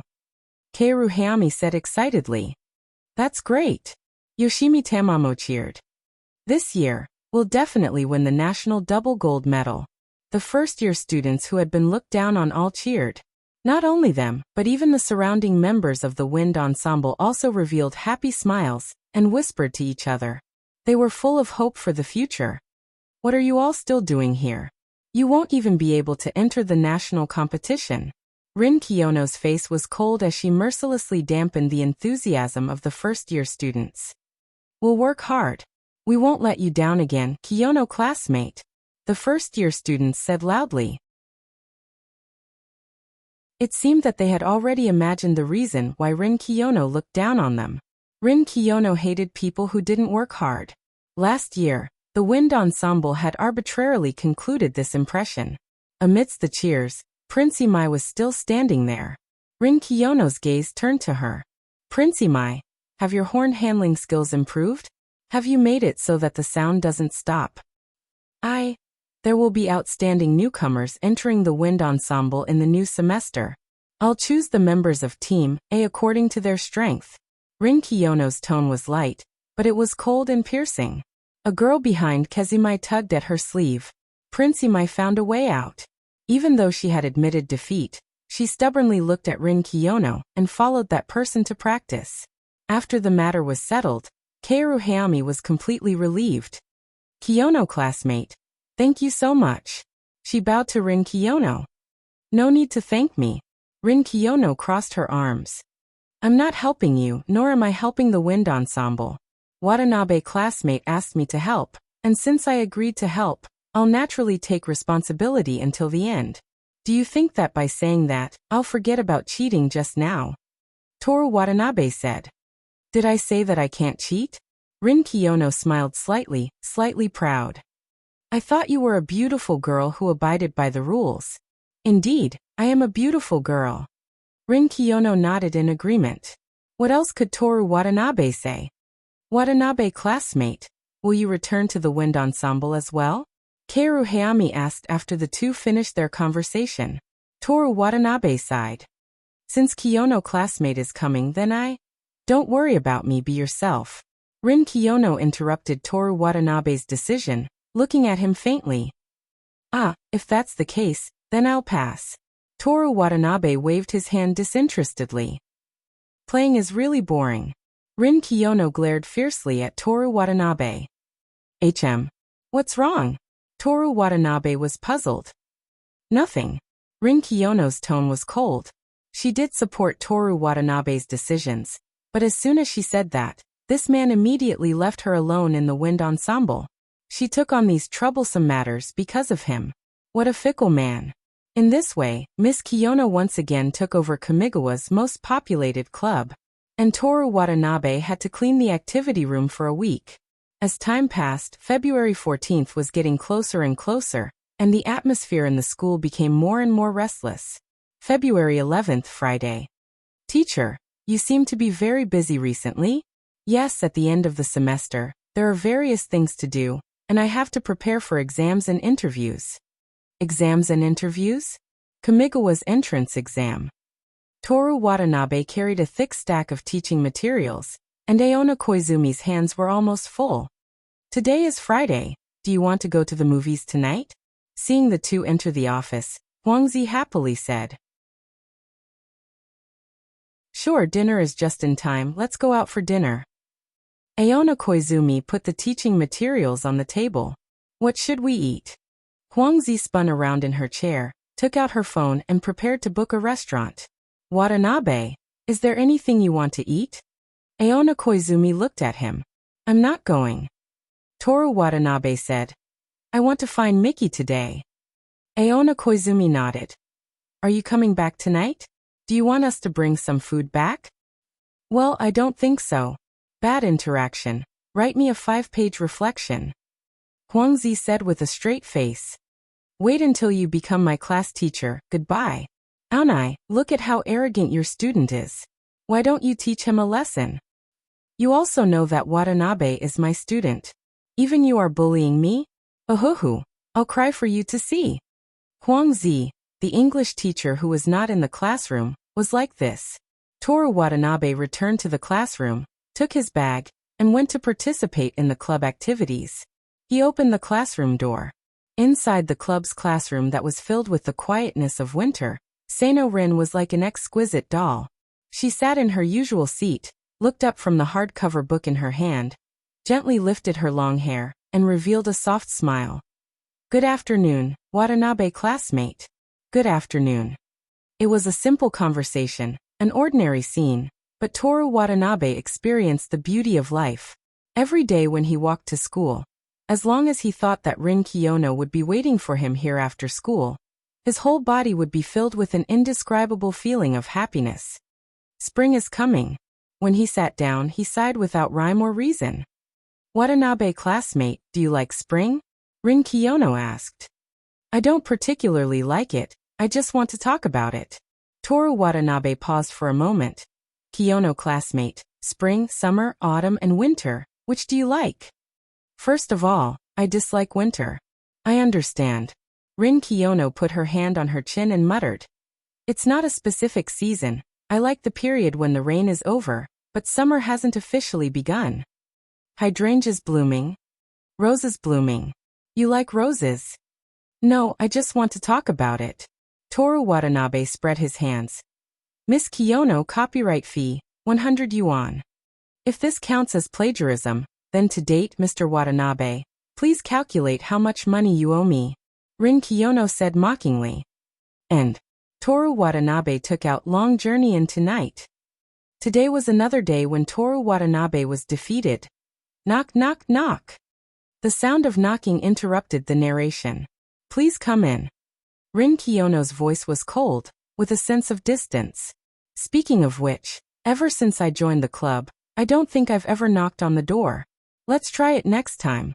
Toru Watanabe would never admit that he just wanted to hear Rin Kiyono's cold voice.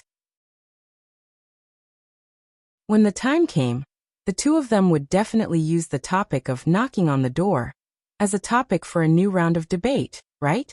While Toru Watanabe was writing a draft for the debate that he didn't know would happen, the person who knocked on the door walked in. Sorry to disturb you. Aoi Ichiki, Asako Hanada, and Yoshimi Tamamo walked in. Please sit. Rin Kiyono stood up and poured tea for them. When the three of them sat down, Toru Watanabe looked at Asako Hanada, whose feet couldn't touch the ground, and whose hands were holding the teacup like a child. He remembered that there was still a task for him. But that didn't matter. Don't you have to practice today? He asked Aoichiki. Kiyono-san gave the band a break today. Aoichiki said in a relaxed tone. During this period of Kiyono-style training, the band had suffered greatly. In fact, Rin Kiyono rarely went to the band. She would only go once every few days and let everyone play for her in front of everyone. Then she would point out the problems. Her hearing was excellent. As long as the problems weren't improved, even if they weren't completely solved, she would know whether or not to continue with the next step and let them practice again and again. If they didn't improve once or twice and didn't receive any new pointers, everyone would know whether or not they were slacking off. Why did you come to the human observation department? Rin Kiyono put down the kettle and returned to her seat. She used her hand to adjust the hem of her pleated skirt. Obviously, everyone had the same style, but only her skirt always reminded Toru Watanabe of the beautiful atrium in May. It's about Valentine's Day. Yoshimi Tamamo said impatiently. Valentine's Day? Rin Kiyono was slightly confused. Didn't you say that Kiyono-san was going to give Kun Watanabe chocolates? Aoichiki was also confused. Rin Kiyono placed her hand on her forehead, lowered her head, and let out a long sigh. Who did you hear that from? Toru Watanabe stared at Aoichiki. Asako Hanada, who was leisurely swinging her legs, was shocked by his attitude and quickly closed her legs. Aoichiki didn't react and said, then looked at Toru Watanabe and Rin Kiyono. Everyone is talking about it. Who's everyone? That. Why are you being so fierce? Yoshimi Tamamo was dissatisfied with Toru Watanabe's interrogative tone. Sorry. Toru Watanabe realized that he was in the wrong. It's okay, Aoichiki didn't care. She boasted that she and Toru Watanabe were women who had discussed it before. So they were very close. Then who's everyone? Rin Kiyono asked. Although she was polite, her tone was colder than Toru Watanabe's, but he didn't dare to refute her. Students in class or in the club. Anyway, everyone is talking about it. Aoichiki replied. Number 3 went to the trumpet club. Is that why we're together? Toru Watanabe looked at Rin Kiyono. Rin Kiyono rubbed her chin and thought for a while, then said, I'm afraid that's not the only reason. She then raised her head. Forget it, it doesn't matter what other people say. Classmate Itsuki, why are you here? Aoichiki hesitated for a moment, then replied. Isn't next Monday the 14th Valentine's Day? We were thinking that if Kiyono classmate also wanted to give us chocolates, we could go to the mall tonight to buy ingredients, and then we could make handmade chocolates together on Saturday and Sunday. Not only am I going to give Watanabe classmate chocolate, but I'm also going to give you handmade chocolates. Rin Kiyono's smile was slightly sinister. I'll give you a proper gift in return, Toru Watanabe said. Shut up. Yes. Then. Aoichiki peeked at Rin Kiyono's expression. Kiyono classmate, are you going? Even if we don't buy chocolates, we can go see a movie. Yoshimi Tamamo leaned forward slightly. It's at the theater in Shinjuku. It's rare that we have a break, so let's go out and have fun, Aoichiki said. I'm also going to invite Minato. Kiyono classmate. Asako Hanada also stared at Rin Kiyono. Thank you for inviting me, but I'll pass. Rin Kiyono shook her head and refused. Ah! Aoichiki wailed in frustration. Then she asked Toru Watanabe. Kun Watanabe, are you going? Nope. Okay.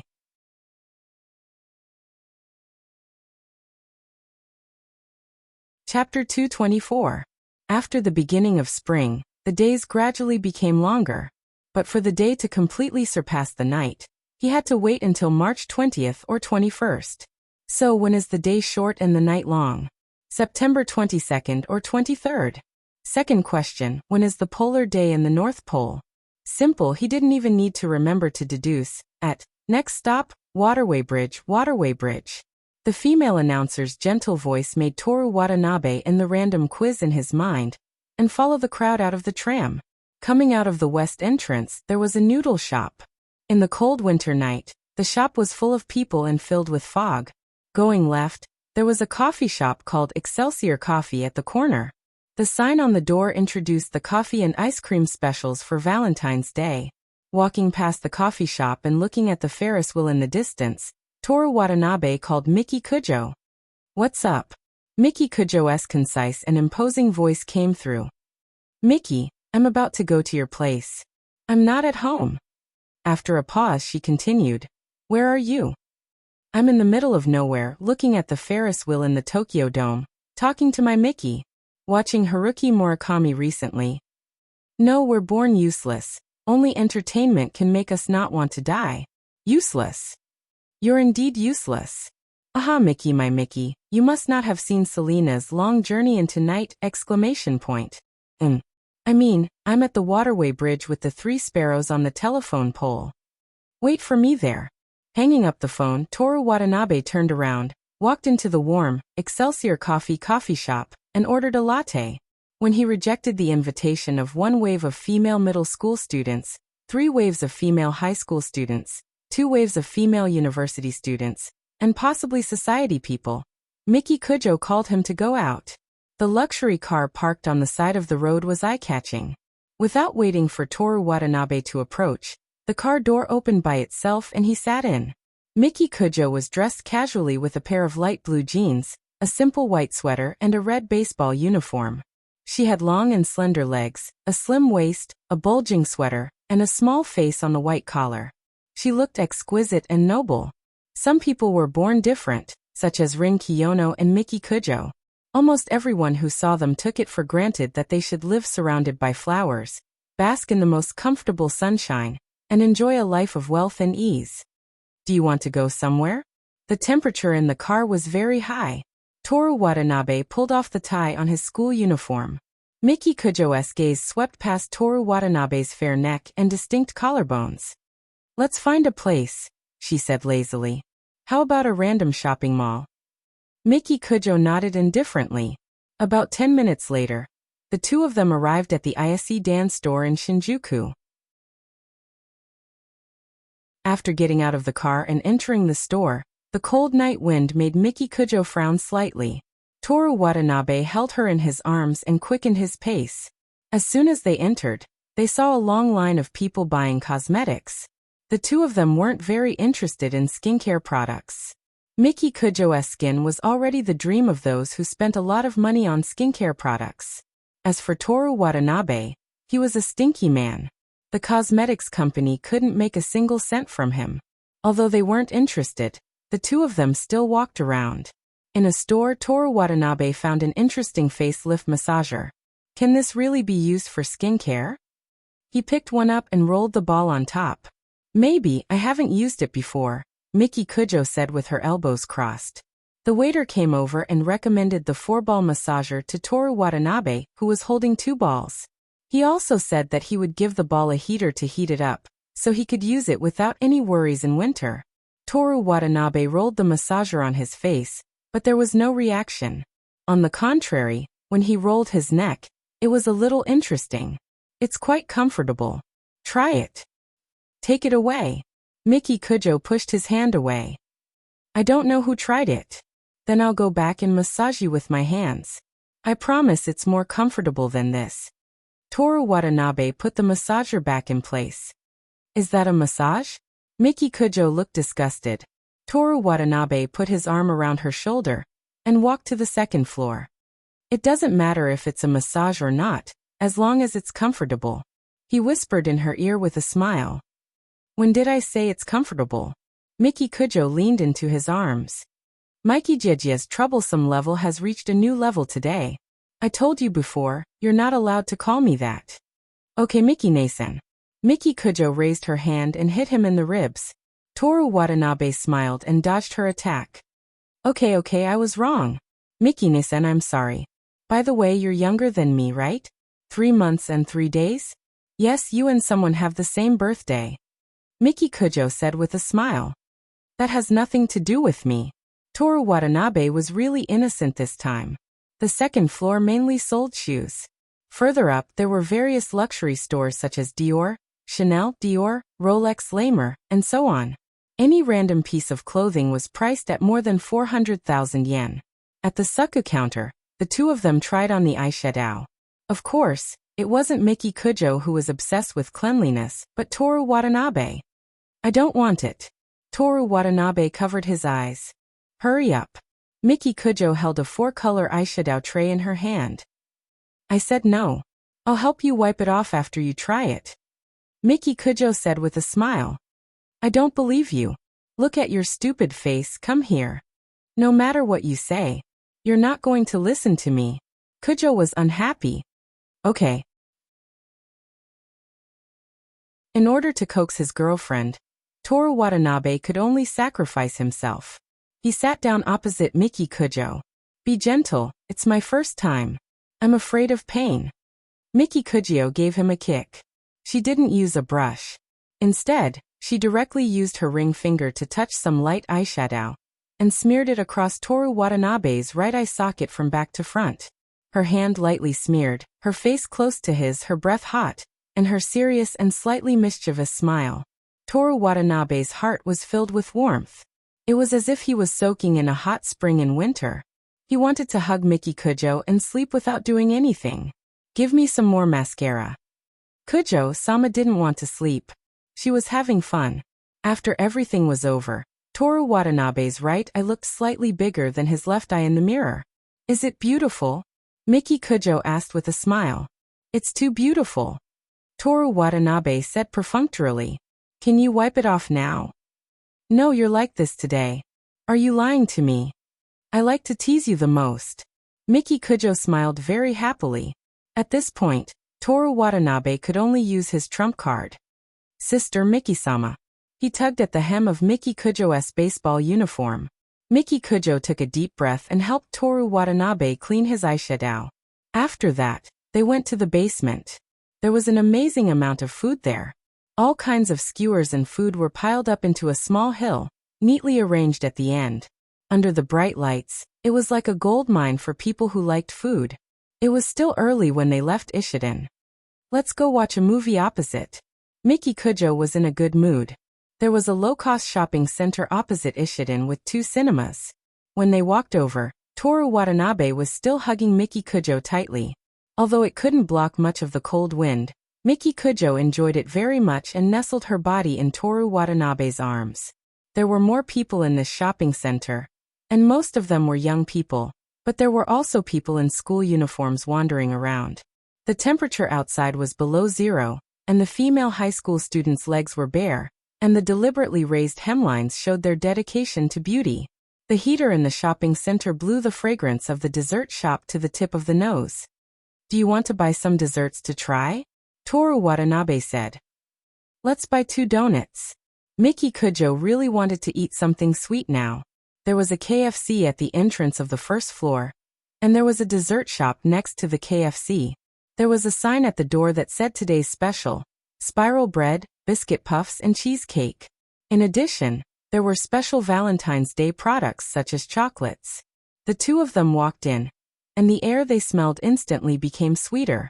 There were many people in the shop, but the back of one of them immediately attracted the attention of the customers. It was a beautiful girl wearing a long white trench coat and a handsome scarf. She was holding her chin with her hand, and was thinking in front of the glass counter. Her shiny black hair, her small face that was as lovely as a flower, and her presence that couldn't be ignored. Except for Rin Kiyono, there was no one else. You knew she was here? Miki Kujo turned her head and asked Toru Watanabe. Your driver chose Ishiden, and you said you wanted to watch the movie. While the two of them were talking, Rin Kiyono turned around. Before she spoke, she looked at Toru Watanabe and blinked twice, then immediately returned to her usual expression. Ah, what a coincidence. She smiled and greeted him. Miki Kujo snorted. Tokyo isn't big, but it's not small either. Why do I run into you everywhere? I'm the one who should be surprised, right? Kujo-sen isn't in Chiyoda, but why did you come to Shinjuku, and to this civilian shopping center? Isn't Ishiden across the street more suitable for you? We just came out of there. Toru Watanabe said. Although we didn't buy anything, we also tried the eyeshadow for free. Are you alone? Only the weak come in groups. Rin Kiyono showed a sneer. Kiyono-san, I have a question. Ask. What is strong? Physical strength? Intelligence? Toru Watanabe asked her. Soul. Rin Kiyono said this sentence in a tone that said, you can submit to me. So that's how it is. Toru Watanabe nodded. If we're talking about the degree of narcissism, then Kiyono-san is indeed worthy of being strong. Rin Kiyono gave him a dissatisfied look. I'm talking about the heart. Enough. Miki Kujo's uninterested voice came.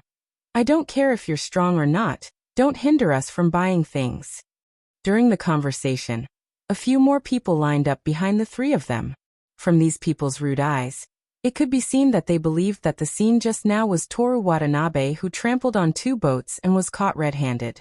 Toru Watanabe was very dissatisfied with this. He was a great and amazing person. Even if Rin Kiyono was so perfect that it was almost impossible to refuse, he still didn't do something that made people envious and disdainful. Some people just like to impose their own imagination on others, regardless of what others think. Ah, I'm alive. It's too cold outside. My face is frozen. Kue, what time is the movie? 8:30. There's still 40 minutes left. Should we walk around? Okay. I remember that there's a dessert shop on the first floor. Maybe there's high-quality chocolate on sale today. Let's go and have a look.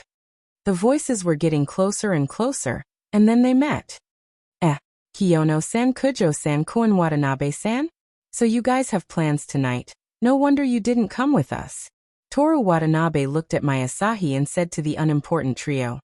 Tokyo isn't big, but it's not small either. What a coincidence to meet you guys. It must be fate. Aoi Ichiki laughed happily. Miki Kujo began to frown. Toru Watanabe whispered in her ear. I told you that this guy likes girls, be careful of her. Miki Kujo looked at Aoi Ichiki and vaguely remembered such a thing, but she wasn't interested in these unimportant people, so she couldn't remember clearly. Kiyono-san, Yoshimi Tamamo took 2 steps forward. Do you want to go to the movies together later? No, thank you. Rin Kiyono rejected, then said to the shop assistant. Please give me a donut. 3. Toru Watanabe added. The shop assistant looked at Toru Watanabe, then at Rin Kiyono. Rin Kiyono sighed. 3 donuts, thank you. Okay, please wait a moment. After buying the desserts, the 3 of them went outside the shop. A love song contest was being held in the atrium of the shopping center. Couples only needed to sing a song on stage to receive a free chocolate coupon.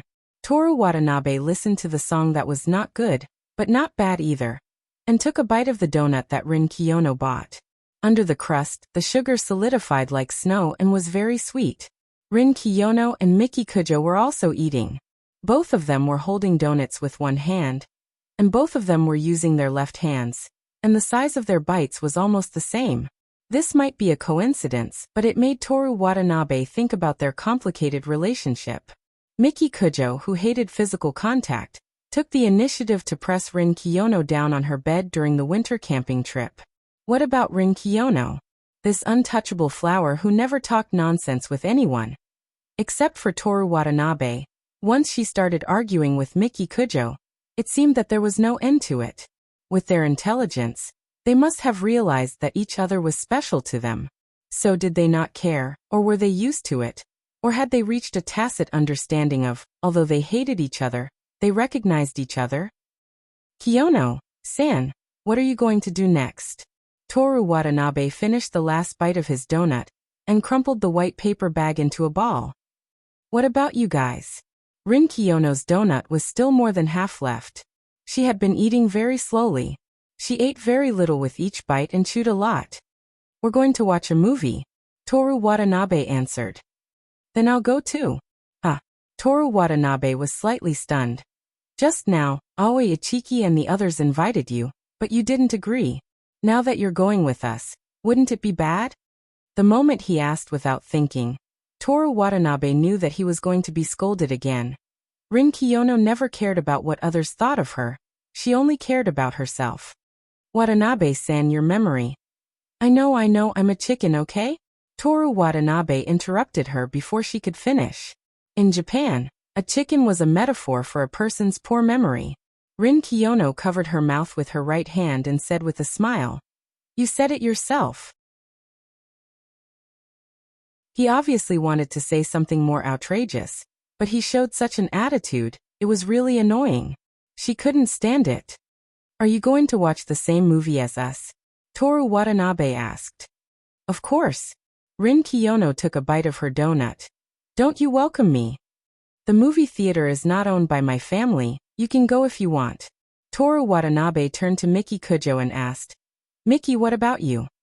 Miki Kujo glanced at Rin Kiyono and said to Toru Watanabe, "As long as she sits with me." "You two are so close," Toru Watanabe said enviously. "Ha." Miki Kujo laughed disdainfully. "If you want to be close, it's not impossible. You just have to make her kneel down and lick my feet." Only a pervert would do such a thing. Only Toru Watanabe-san would do it, right? Rin Kiyono replied with a cold expression. "I'm gentler than Kujo-san. As long as you write a 10,000-word self-reflection and call me big sister, I'll reluctantly be close to you." Self-reflection? Big sister? Who would do such a useless thing other than Watanabe? "Hey, you two are actually working together to scold me." The two girls snorted at the same time. Then, because of this, their expressions became even uglier, so they went to eat their donuts at the same time. Then they stopped eating at the same time. The situation was complicated, wonderful, and fun. Unfortunately, Toru Watanabe laughed halfway through, and was stepped on by Miki Kujo, so he didn't get to see the whole thing. While the two girls were arguing, Aoi Ichiki and the other girls walked out. "Kun Watanabe, what are you guys going to do later?" Aoi Ichiki asked while holding a bag of chocolates. "Watch a movie. Is it Katakawa Cinema?" "Yes. We're going too." "What's the name of the movie? What time is it?" "The Earth stops spinning 365 days, 9:15. "That's great. We're going to watch that romance movie too. It's the same time. I hope our seats are close to each other." At this time, Toru Watanabe and Mayasahi looked at each other. With Miki Kujo around, she wouldn't show any abnormalities, but in the dark theater, to be honest, Toru Watanabe didn't believe in Mai's willpower. Wait. Toru Watanabe realized that he had overlooked a very important question. The Earth stops spinning 365 days, is a romance movie? Not a sci-fi movie?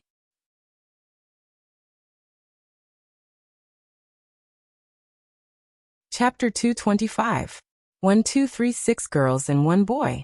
The air was filled with a sweet fragrance. "Kun Watanabe, it seems like a lot of people will give you chocolates this Valentine's Day." Aoi Ichiki turned around and said to Toru Watanabe, "Seems like it."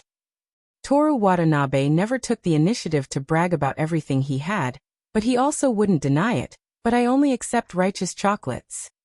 After all, you already have a girlfriend."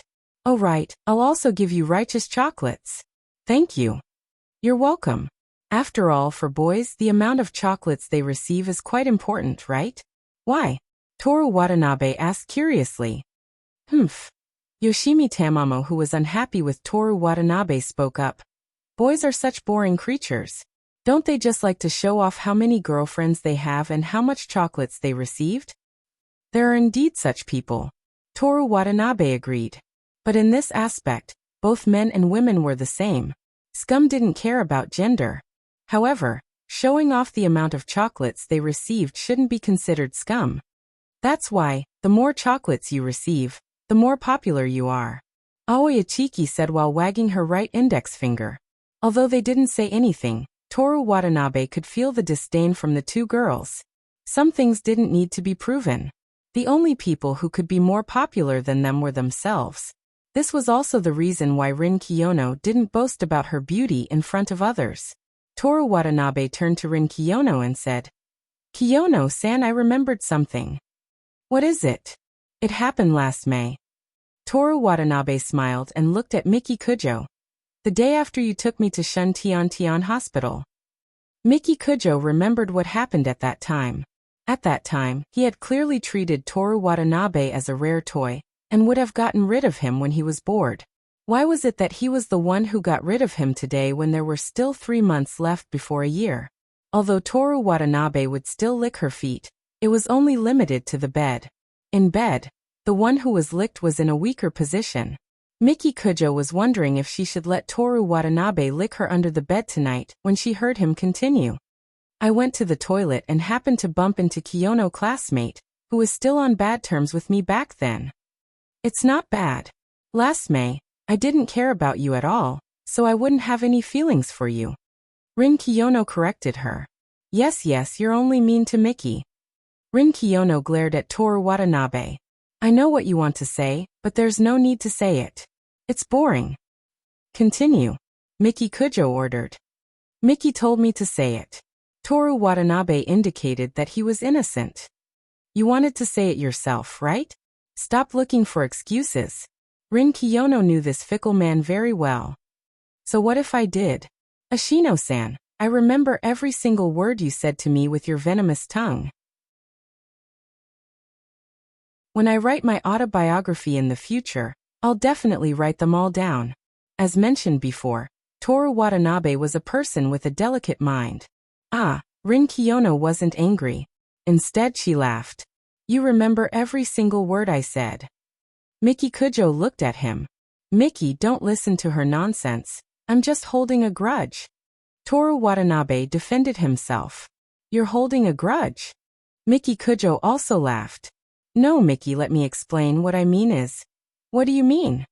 In the future, when I write my autobiography, I'll write about our love story. Toru Watanabe always believed that instead of explaining, it was better to increase a girl's trust in him and let the misunderstanding be resolved. Then will I appear? Aoi Ichiki asked. Of course, an autobiography is about authenticity. When Kuin Watanabe becomes famous, his autobiography will definitely be passed down, and everyone will always remember that there was a girl called Aoi Ichiki. Aoi Ichiki began to imagine the future. Authenticity? I'm looking forward to your autobiography, Miki Kujo said to Toru Watanabe with a smile. Miki-san, what do you mean? Do you want it to be authentic or not? Of course it has to be authentic. Write down what you think and what you think of everyone. Miki Kujo instructed. I'm also looking forward to it. Rin Kiyono also smiled. She felt like it wasn't an autobiography but a confession. Toru Watanabe decided that even if he wrote his autobiography in the future, he would try his best to only describe objective facts and never write about his thoughts. After chatting for a while, they arrived at the third floor and saw a long line in front of the cinema. Miki, I'll go buy some cola and popcorn. Okay. I want a small portion. Rin Kiyono didn't hold back at all as she made her request. Miki Kujo turned to her. Don't you have legs? Not only have they grown, but they're also prettier than you. Rin Kiyono calmly replied. With your A-cup size? Kujo-san, playing to your strengths and avoiding your weaknesses and changing the topic is a sign of admitting defeat. The clothes you wear at my house and the bra size are still from 2 years ago. Even though the seasons have changed twice, you haven't changed at all. Miki Kujo-san, stop talking. Toru Watanabe had a pained expression. Kiyono-san, I'll buy you anything. You're only 16 years old. It's far from time to give up. Is that so? Rin Kiyono smiled gently, but her voice was cold and cruel. Then I want 1,400 grams of your brain.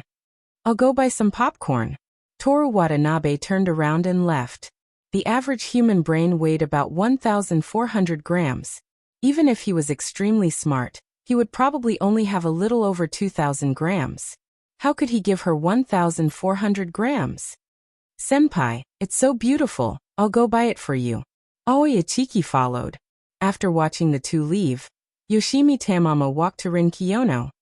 Kiyono-san. Tamamo-san, is there something you need? Rin Kiyono's tone had already returned to normal. What happened in May last year? I really want to know. Kiyono-san, don't worry, I definitely won't laugh at you, and I won't tell anyone. It's just a small matter, Tamamo-san, if you want to know, you can wait for Watanabe-san's autobiography. But he's only 16 years old. Yoshimi Tamamo pointed at Toru Watanabe, who was in line. According to the average life expectancy published by the Ministry of Health, Labor and Welfare, Women have an average life expectancy of 87.26 years, and men have an average life expectancy of 81.9 years. Tamamo-san, you don't need to worry too much. After buying the popcorn, it was time to enter. Toru Watanabe's group of 3 didn't have good seats, so they could only sit in the last row because they bought tickets at the last minute. Masahi's group had bought their tickets in advance, and although their seats weren't the best, they were close to the best viewing area. Toru Watanabe gave Miki Kujo his school jacket as a cushion for the red seats. The movie was about to start, and only the 3 of them were in the last row. Just as the movie started to play an advertisement forbidding secretly recording, and Miss Kiyono was about to ritualistically enjoy her popcorn, 3 people hurriedly entered the theater. They didn't look at the tickets in their hands, and directly walked to Toru Watanabe's seat in the last row. I already told you not to drive. There's definitely going to be a traffic jam at this time. I miscalculated. Okay, don't disturb others, hurry up and sit down. Watanabe. Tokyo isn't big, but it's not small either. Why? Before Toru Watanabe could finish his line, the movie suddenly turned up the volume, and Aona Koizumi hurriedly sat down next to Toru Watanabe. This wasn't the end of it, as the moment the 3 teachers sat down, there was a small commotion in front of them. Aoi Ichiki's group held their bags and popcorn as they walked over while apologizing to the people around them. Toru Watanabe gave them a puzzled look. It's more interesting to watch it together, Aoi Ichiki explained. While she was explaining, Masahi stared straight at Aona Koizumi. What's wrong, Natsuki? Aona Koizumi felt uncomfortable under her emotionless stare. Nothing. You guys. Miki Kujo, whose line of sight was blocked, glared at them fiercely. Senpai, let's sit down. Aoi Ichiki pulled Masahi, who was still staring at Aona Koizumi, and quickly sat down. Okay, finally they could start watching the movie. Toru Watanabe popped a piece of popcorn into his mouth, ready to watch how 365 Days After the Earth Stopped Spinning became a romance movie. His hand subconsciously rested on the armrest on the side away from Miki Kujo. However, what came from his hand was not the firm feeling of the armrest. Instead, it was soft. Toru Watanabe and Aona Koizumi retracted their arms at the same time. Toru Watanabe made a teacher, please gesture, and Aona Koizumi returned a student, please gesture. Then, Toru Watanabe ignored the armrest. Aona Koizumi also had her own persistence. The armrest was pitifully put aside. The movie officially started. The first scene was about a young boy who got into a car accident while trying to save an old man. The young boy was a senior high school student. On the first day of the new semester, he encountered such an accident and had to take a year off from school. The young boy's family was poor. His single father raised him, and all the subsidies he received were used to drink. The young boy himself was basically an undisciplined and rotten person. Ear piercing, drinking, smoking, he did all the things that minors shouldn't do. That day, his body reacted faster than his brain to save the old man, so he did things that he would never do normally. After a simple background introduction, the movie officially started. In the new year, it was time for the young boy to re-enter school. His grades were already bad, so he simply gave up and didn't report to school. Instead, he went to the arcade all day to cheat the children of their pocket money. At this time, the senior high school homeroom teacher appeared. She was obviously a very good-looking young girl, but in the movie, she was an old-fashioned and unfeminine auntie. She persuaded the young boy, played games with him, and even waited at his door, begging him to go back to school. After 4 months, the young boy turned a blind eye to the teacher, thinking that she was only doing it for his performance and the teacher's reputation. At the beginning of May, the young boy's father fell down the stairs after drinking and was hospitalized. The teacher paid a large sum of money for him. The next day, the young boy came back from the arcade. The teacher was still waiting at his door, but the high-class lunch she usually ate was replaced with rice balls. The young boy entered the house, separated from the teacher by his own door, and made up his mind to go back to school. This teacher is really amazing. Seeing this, Toru Watanabe whispered to Aona Koizumi. Yes. Aona Koizumi was already moved to tears. The students can be willful, but the teacher can't. Even if you can't make all the students like you can't make any students hate you.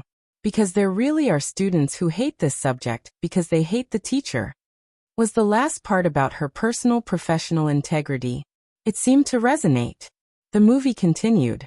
When the young boy returned to school, he encountered all kinds of problems, such as being ostracized by his classmates, being looked down on by the teaching director, and wanting to force him to drop out of school.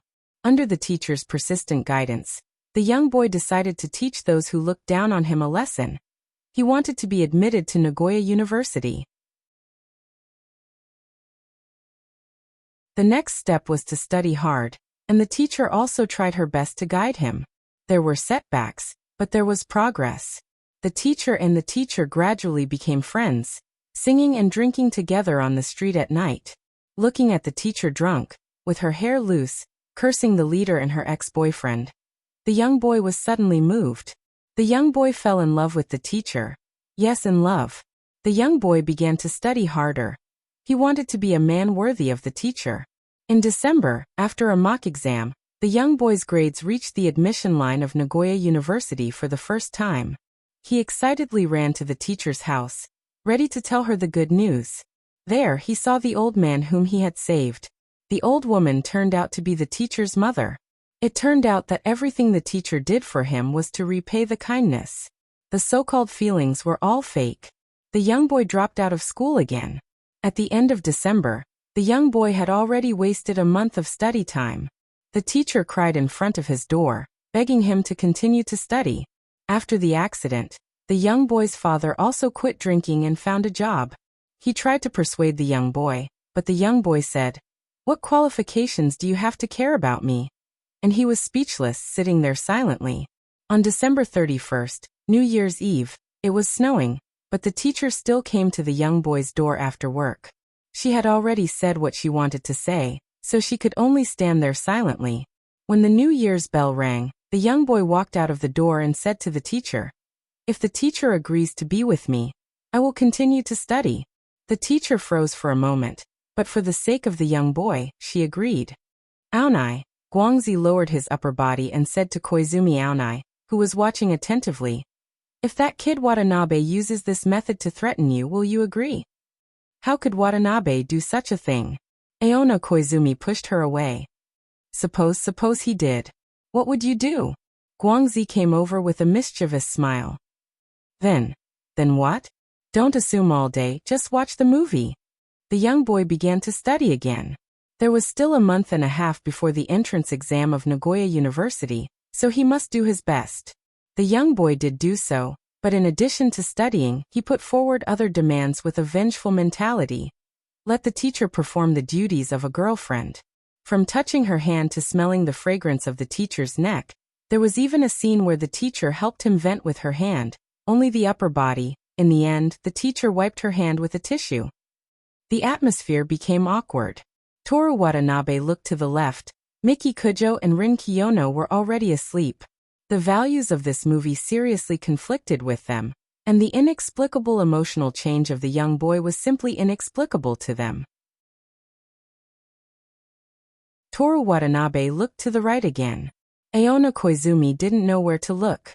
She lowered her head for a while, then remembered that she was looking at the screen like watching a movie, and then peeked to see if Toru Watanabe was still looking at her. On the screen, the young boy was in the classroom with the teacher, doing something with a painful expression, but also seemed to be very happy. There was still no specific shot, only a close-up of the teacher's face. TSK. Guangzi couldn't take her eyes off the screen, and stuffed a handful of cold popcorn into her mouth. Koizumi Aonai picked up the Coke that had melted from the ice cubes. With a red face, she sucked on the straw and sipped it. At the end of the movie, the young boy was admitted to Nagoya University, but the teacher took the initiative to apply for a transfer to another school and cut off contact with the young boy. 5 years later, the teacher returned to her original school. One day, she came to the place where she used to treat the young boy to a meal. At that time, the young boy was just beginning to work hard, and his academic level was only at the 3rd grade. In the restaurant, the young boy was eating with his friends. She turned around to leave, but the young boy who had become a lawyer naturally greeted her. It seemed that the young boy had forgotten the past and started a new life. She forced herself to greet the young boy naturally, pretending that she didn't like the restaurant, and prepared to leave. The young boy walked over, pulled her to the table, and gave her a bowl and chopsticks. "Who is this?" the young boy's lawyer friend asked. "My girlfriend," the young boy answered naturally. "Really? Haven't you been single for 5 years? How come you suddenly have a girlfriend?" The young boy's friend found it unbelievable. "You can ask her," the young boy said with a smile. Everyone looked at the teacher expectantly. In front of the camera, the teacher nodded shyly. In the midst of the uproar, the list of staff members began to appear on the screen. "I thought it was going to be a movie about studying hard, but it turned out to be a teacher-student romance." Guangzi sighed. "Getting admitted to Nagoya University in 1 year, and it's a law student, too fake." Miyazaki Miyuki shook her head. Aona Koizumi didn't speak, still sucking on her straw, even though the Coke in her cup was already gone. Toru Watanabe glanced at her from time to time. The last row of the movie didn't leave the theater until the movie ended. Almost all the girls went to the bathroom. Toru Watanabe stayed where he was, thinking about the relationship between the name, "The Earth Stopped Spinning 365 Days," and the content of the movie. The young boy was suspended from school for a year? A year with the teacher? He couldn't guess what the director was thinking. Toru Watanabe gave up thinking, raised his head and moved his neck, just in time to see Aona Koizumi coming out of the bathroom. The two looked at each other, then Aona Koizumi turned around and walked back to the bathroom. Watching this kind of movie with the teacher was indeed a bit awkward, but it wasn't to that extent, right? When Guangzi asked Aona Koizumi the question, Toru Watanabe also heard it. Looking at the situation, if he really did that, the probability of Aona Koizumi agreeing was very high. However, no matter what happened, he wouldn't do anything to threaten Aona Koizumi.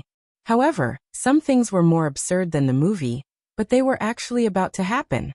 In the near future.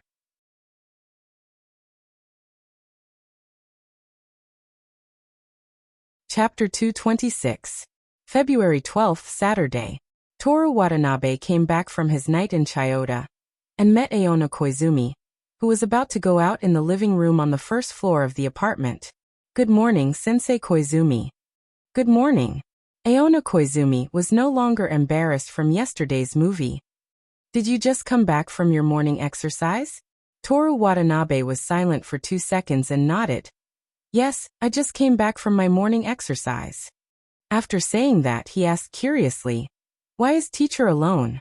Where are Sensei Huangzi and Sensei Miyazaki?"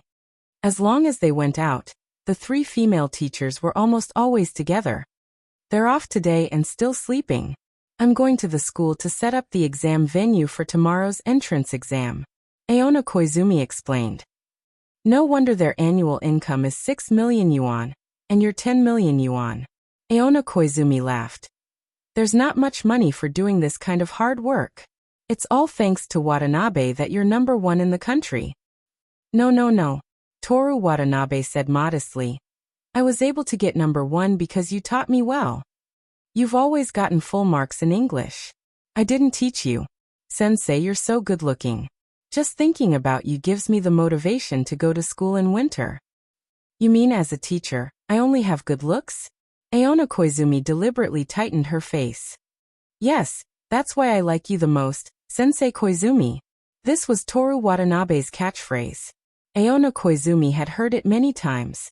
She should have been used to it, but the ambiguous scene of the teacher and student in the movie last night appeared in her mind and made her blush. "Don't talk nonsense," she reprimanded. Her tone was like a spoiled girlfriend. Aona Koizumi also realized that something was wrong. She adjusted the shoulder strap of her bag and changed the topic. "You're free today. Do you want to come and help?" "Sure, how much is it per hour?" The two of them walked towards the apartment's parking lot. "Do I have to pay?" Aona Koizumi asked with a smile. "Of course. By the way, this year is different from previous years. The minimum hourly wage has increased to 985 yuan. So expensive. Miss Koizumi, you're a rich woman from Shinjuku with an annual salary of tens of millions. You don't have to bargain with the students who are working hard. We're already offering our services. A door-to-door service? What kind of part-time job are you doing? You don't learn well. I'm talking about the moving company. The two got into the car, fastened their seatbelts, and drove to Kanagawa High School. The sky in front of the windshield was blue, and the sun was unbelievably bright. When Aona Koizumi was driving, she was focused on her surroundings. Toru Watanabe put his hands behind his head. The glass blocked the cold wind, and the winter sun made him sleepy. Music was playing in the car. Toru Watanabe did not ask Aona Koizumi for the title of the song. Because the sun was too bright, he could only remember the lyrics after listening to it once. And the shop that I often go to after school, the dessert shop that I always visit. And the endless nagging, the morning of being scolded. Unknowingly, time passed. Today is the day of graduation. He only remembered these few lines. When they arrived at the school, they got out of the car. The parking lot that was usually filled with bicycles was empty, except for 2 or 3 bicycles. There were few cars, but there were many people in the school. Third-grade students from various schools, wearing various uniforms, came to visit the examination hall. They looked young, excited, expectant, and anxious. Toru Watanabe looked at these people. Although they were only 1 year away from the first grade, they looked much younger. He did not say that Rin Kiyono and Miki Kujo were old. These middle school students were too young. Toru Watanabe was also not Humbert. He was not interested in the 12-year-old Lorita. Last year on this day, Watanabe, you were also in the crowd. Aona Koizumi said with a smile. Yes. Toru Watanabe nodded. That was the first time he came to Tokyo. Now that a year had passed, he had not become the most handsome guy in Tokyo. Every day, he spent his days in the human observation department, scheming against the 2 beautiful girls. The 2 of them walked to the school building and entered the teacher's office. On Saturday, there was only the history teacher of the 3rd class in the office. He was instructing 2 students from the 3rd class. When Aona Koizumi was watering the succulents on the table, Toru Watanabe looked over. The 2 students were the blackboard eraser couple from the 3rd class. Could it be that these 2 fellows were pretending to help, and were actually here for a date? Aona Koizumi and Toru Watanabe split the work, while she went to check the examination hall. The desks were already set up by the students after school on Friday. She had to check again to see if the positions were correct, and if there were any textbooks left behind. Toru Watanabe went around the school to set up road signs. The next person to appear was not important. However, because of her, Toru Watanabe and Rin Kiyono's high school life became more interesting. Therefore, it was better to introduce her in a grand manner. At that time, Toru Watanabe placed the no-entry road sign in front of the club building. He was walking along the corridor between the club building and the school building. There was a petite, slim girl with short hair. She was wearing a white sailor suit and leather shoes. She walked past him briskly. Senior. Toru Watanabe, who was holding the road sign of Exam Hall F, did not stop walking. No one had ever called him senior. Before he came to Tokyo, even his first-year sister called him Archer. If she had called him handsome at that time, Toru Watanabe would have stopped immediately to see if she was calling him. He still had this self-awareness. Watanabe-senpai. This time, Toru Watanabe stopped and looked back. It was obvious that he only needed to walk 2 steps, but the short-haired girl ran over. Watanabe-senpai. It's me. It's me. Me. Who am I? Genki desu. The girl's right foot, which was wearing a pair of leather shoes, was on the ground. Her upper body leaned forward slightly, and her right hand made a peace sign over her right eye. I like Sunaido. Thank you. Goodbye. Toru Watanabe turned around. Wait a minute. Please wait a minute. The girl ran in front of Toru Watanabe. Senior, I'm Horikita Masanori. Sakamoto Masanori. Horikita Masanori. Horikita Masanori. Although it's good to be an artist in the future, I'm Horikita Masanori. Sorry, I don't know anyone named Horikita Masanori. How could that be? Horikita Masanori said subconsciously, and then remembered something. I almost forgot. Senpai doesn't know me yet. Future person. Esperdisu. Sorry, I'm not interested in aliens, future people, or espers. I only like ordinary people. Toru Watanabe took a step forward. Horikita Masanori hurriedly followed and surrounded Toru Watanabe like a sparrow. Watanabe, senpai, I'm your biggest fan.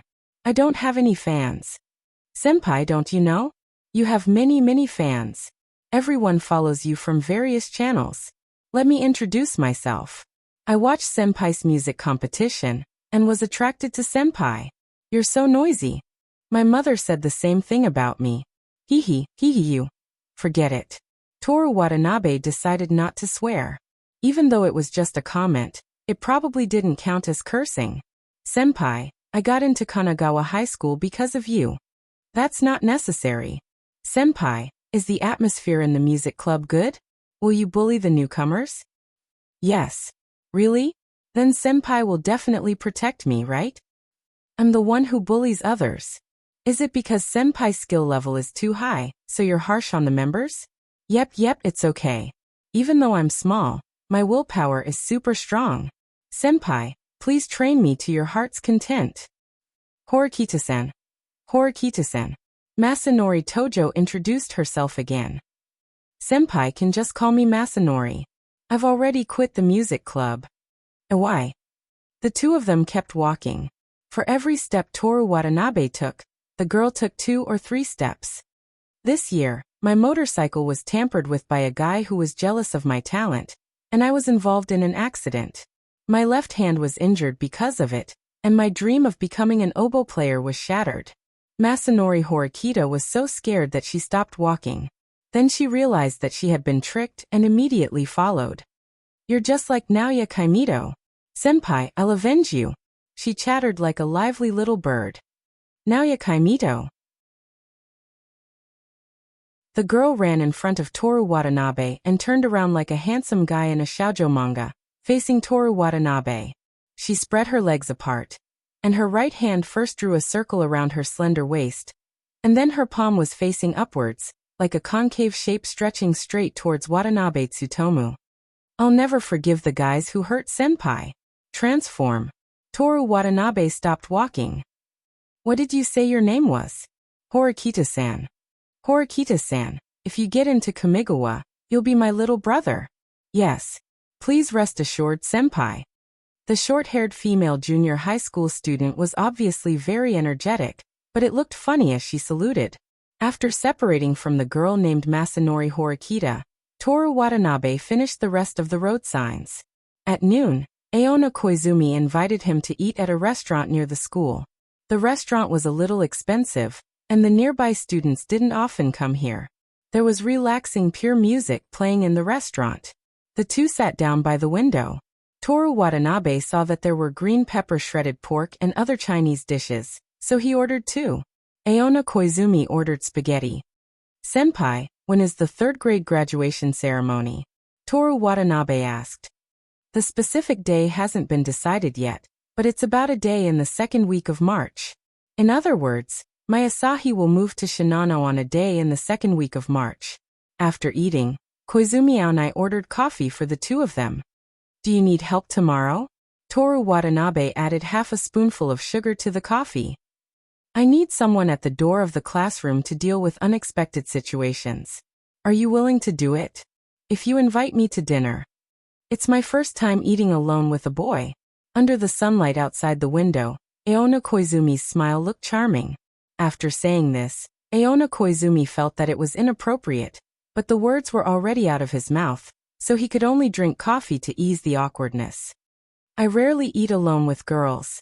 The girls in the school invited me, but I didn't agree. Toru Watanabe looked clean.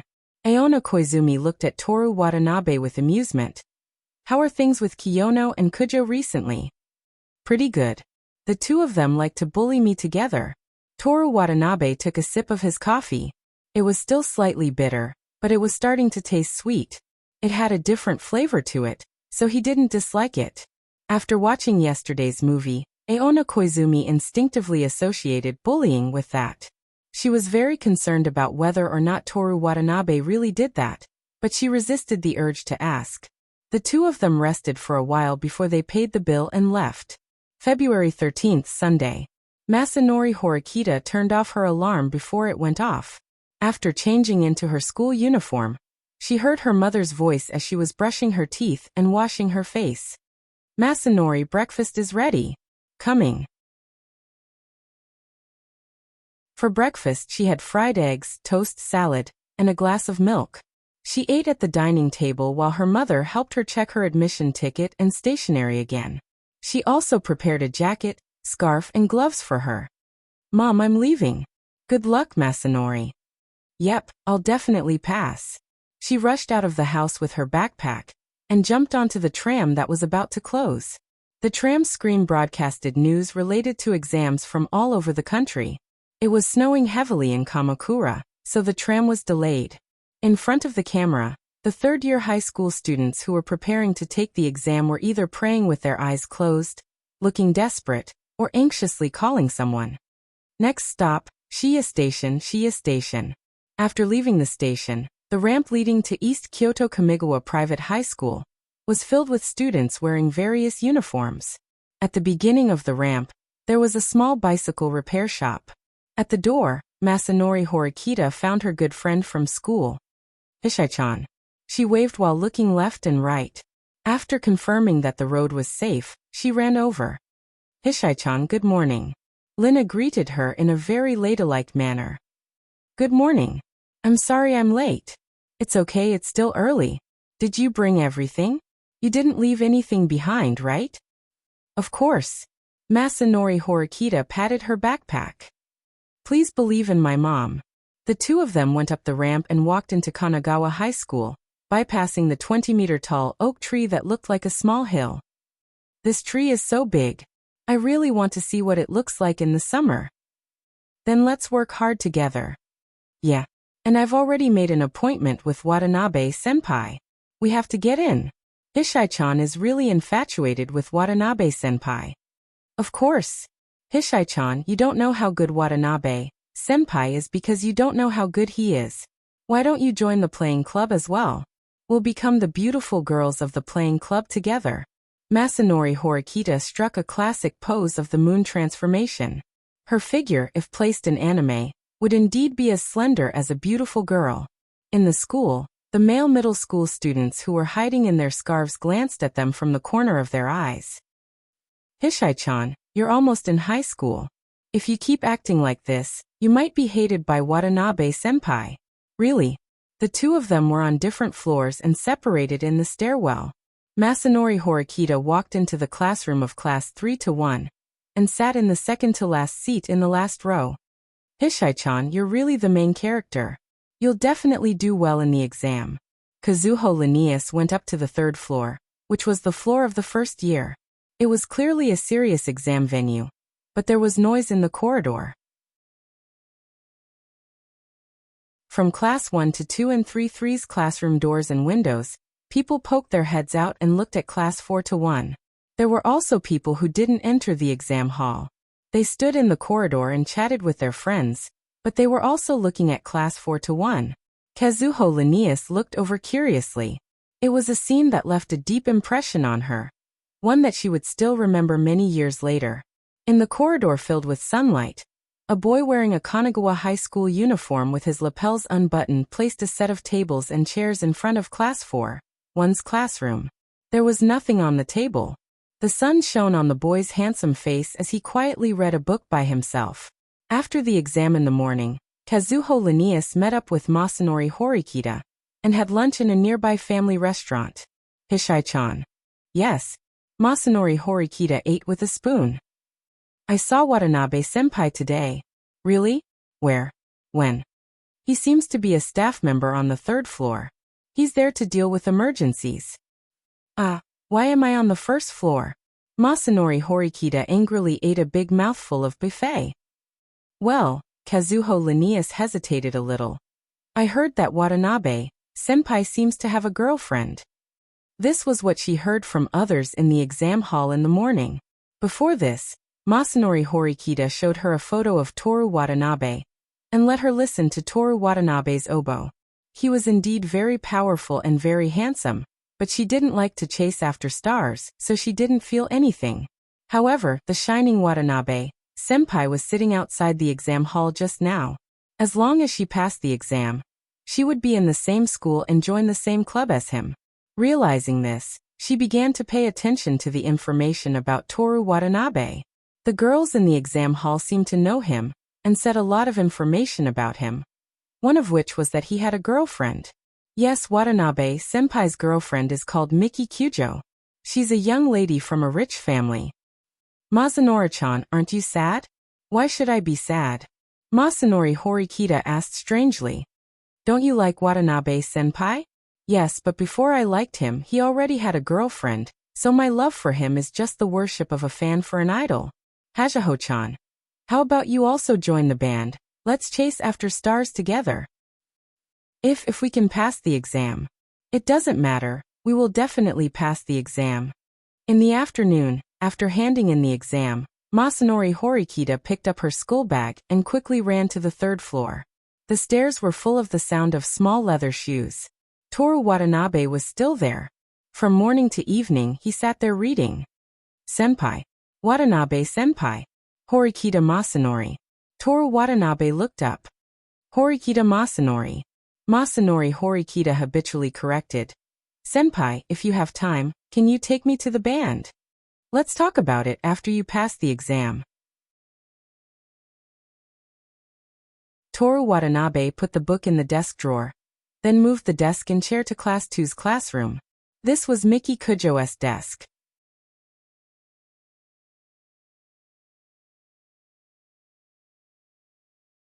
Chapter 227. Whether it's the exquisite or cute calendars bought in places like Harajuku Takeshita or Shibuya, or the free calendars given by the shrine, they all have Valentine's Day marked under the calendar. On Monday morning, Toru Watanabe walked into the classroom. In his seat, Osamu Kanai, Keisuke Saito, and Kazumi Ikeda were still chatting with each other before the morning shift. Toru Watanabe walked to his seat, and took advantage of this short time to observe the high school classroom on Valentine's Day. Almost all the boys looked restless, obviously talking loudly about the usual topics, but they seemed to be looking forward to something. The girls were also chatting and laughing nervously. Many of them were looking at him, and reaching for something on their desks. It was as noisy as he imagined. Even the name of the student on duty was written in chalk in the lower right corner of the blackboard. There was also an aura of restlessness. Toru Watanabe walked to his seat, but before he sat down, Kazumi Ikeda took out a box of chocolates from her bag. Koen Watanabe, this is for you. Thank you. Toru Watanabe reached out to take it and sat down. Kazumi. Osamu Kanai screamed. It's obviously righteous chocolate. Why is Watanabe's different from ours? Is that so?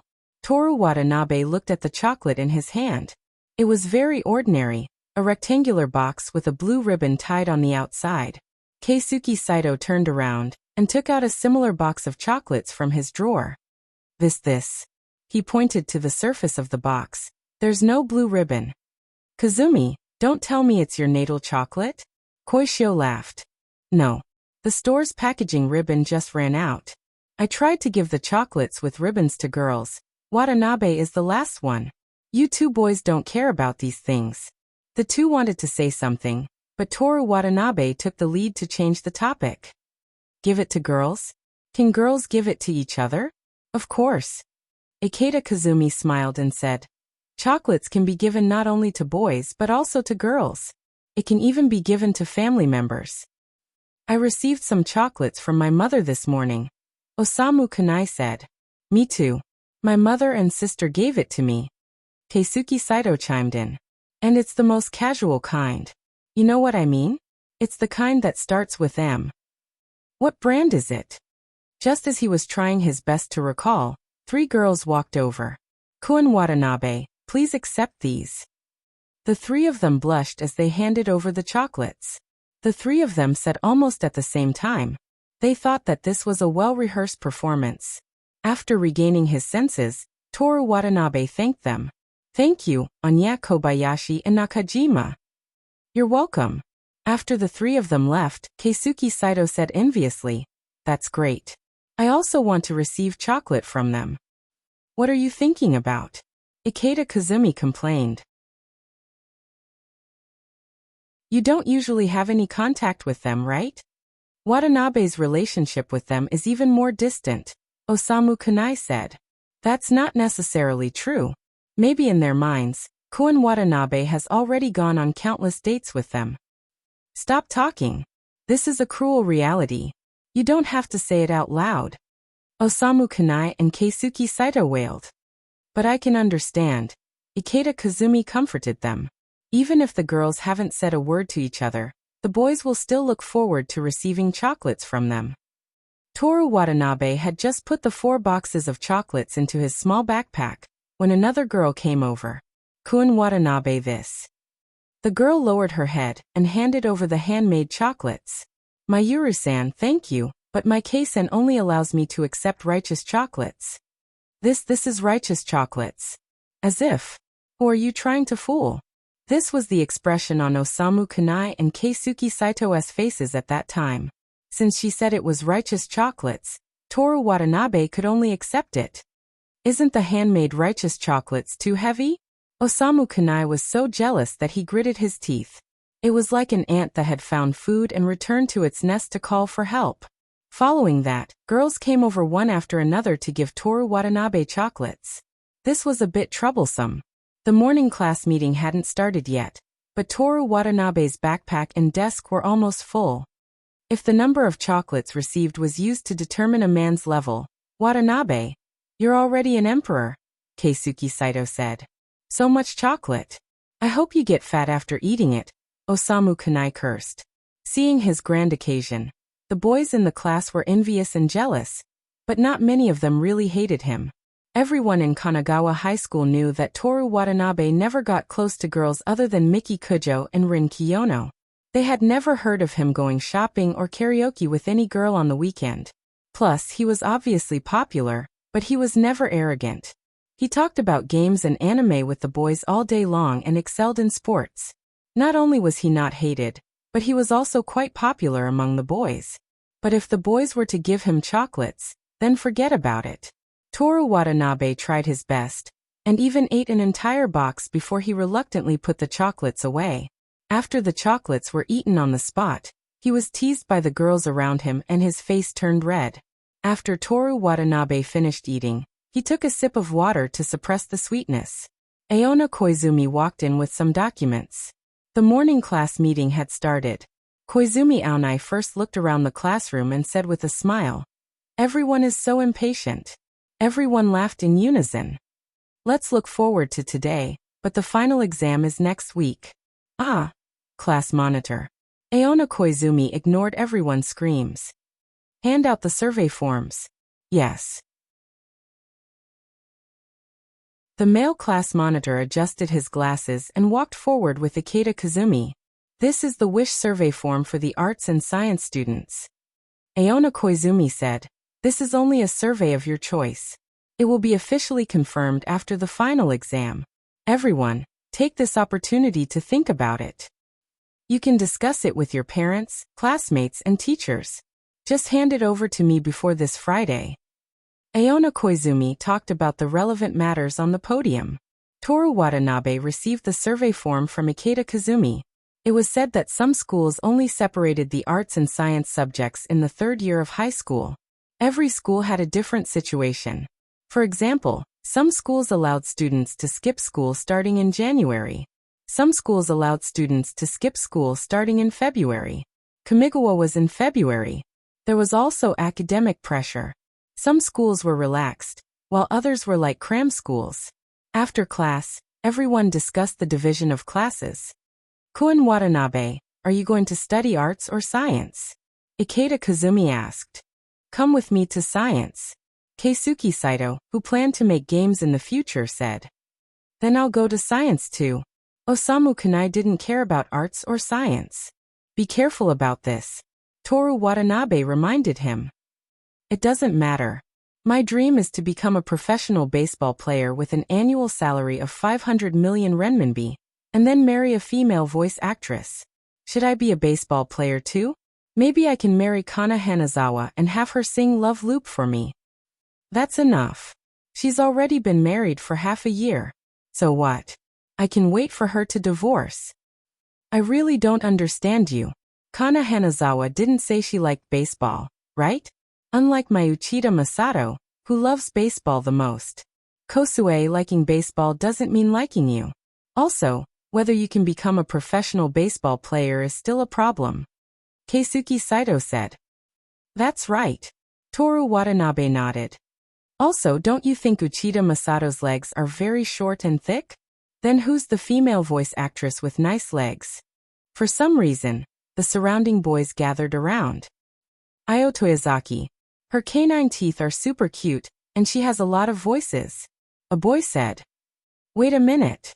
Keisuke Saito picked up Toru Watanabe's notebook and wrote something unsightly. Toyosaki AI 1 vote. Next. Yui Ogura, I vote for Yui Ogura. Another boy raised his hand. Yui Ogura. No, it's Nana Mizuki. Nana Mizuki? Don't you think she's too old? Also, her legs aren't very good looking. I vote for Marina Inoue. Haruka Tosatsuka, I really like Asuna. Saito vote for Reina Sakura. Not only her legs are good, but her breasts are also super big. Hehe. Yumubai, everyone, I like Lolis the most. When the boys were voting, some girls quietly pulled Kazumi Iketo away. Kazumi, is Koen Watanabe going to liberal arts or science? I didn't get an answer. It's all that guy Kojui's fault. He always talks to Koen Watanabe about dirty things. That's right. Those boys are super disgusting. Toru Watanabe looked at the final ranking of Io Toyozaki and decided to say goodbye to Kana Hanazawa. During the class break, Toru Watanabe went to the vending machine to buy drinks. From Class 3's classroom, a girl with a red face suddenly ran out.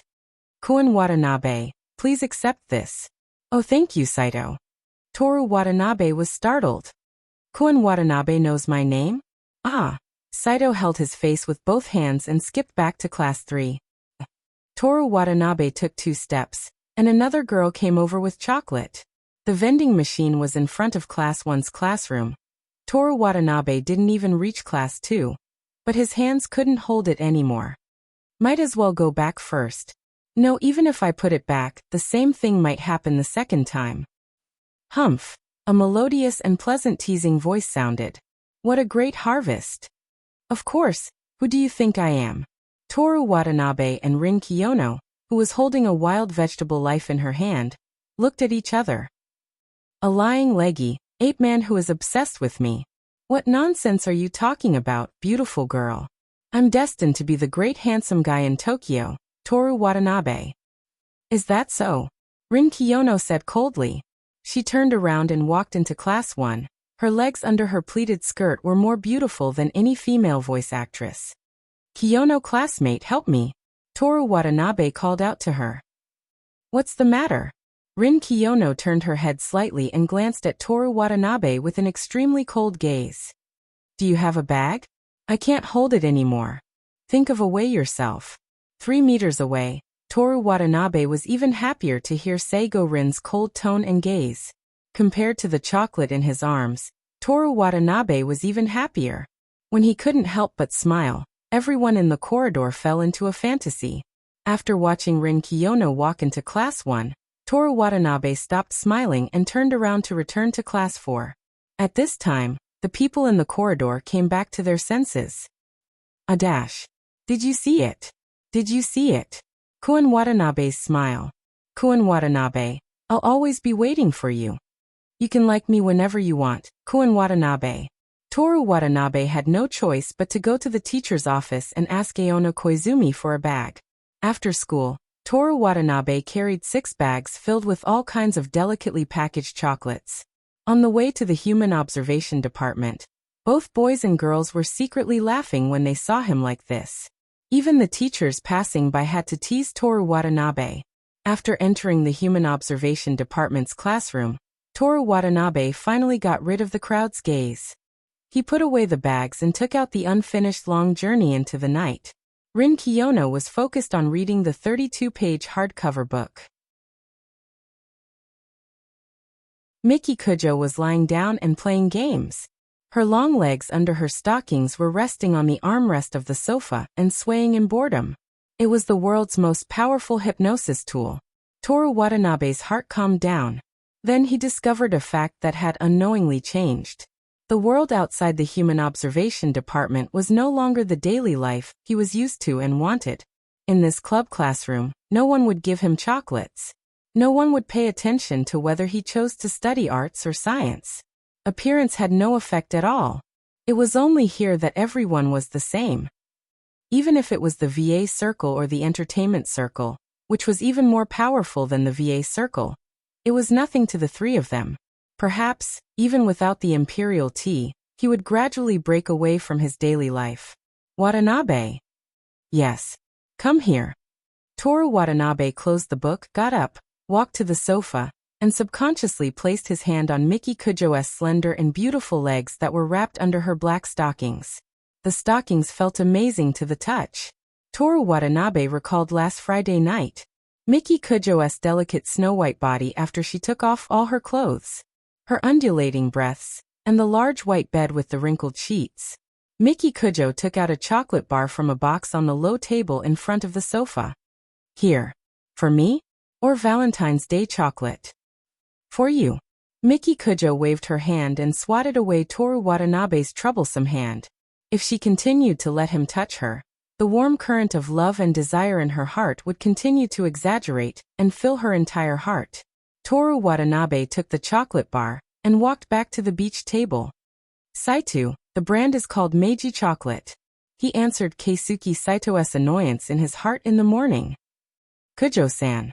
Rin Kiyono, who was reading, suddenly said, "The chocolate you gave to someone last time wasn't this casual. I remember that it was handmade." What? Toru Watanabe's voice was slightly louder than usual. Handmade chocolate? Miki Kujo-san? There was no way these two words could be linked together. Toru Watanabe was very happy to receive her chocolates, even if it was just a casual purchase, and it was a whole box of chocolates. But now, Miki-san, what's the matter? Toru Watanabe couldn't help but ask in a questioning tone. It's all in the past. What's there to talk about? Miki Kujo sat up and leaned against the back of the sofa. Her snow-white fingers pinched a piece of black Meiji chocolate bar. Kiyono-san, where's the chocolate you gave Watanabe? Aren't you going to take it out? Toru Watanabe looked at Rin Kiyono again.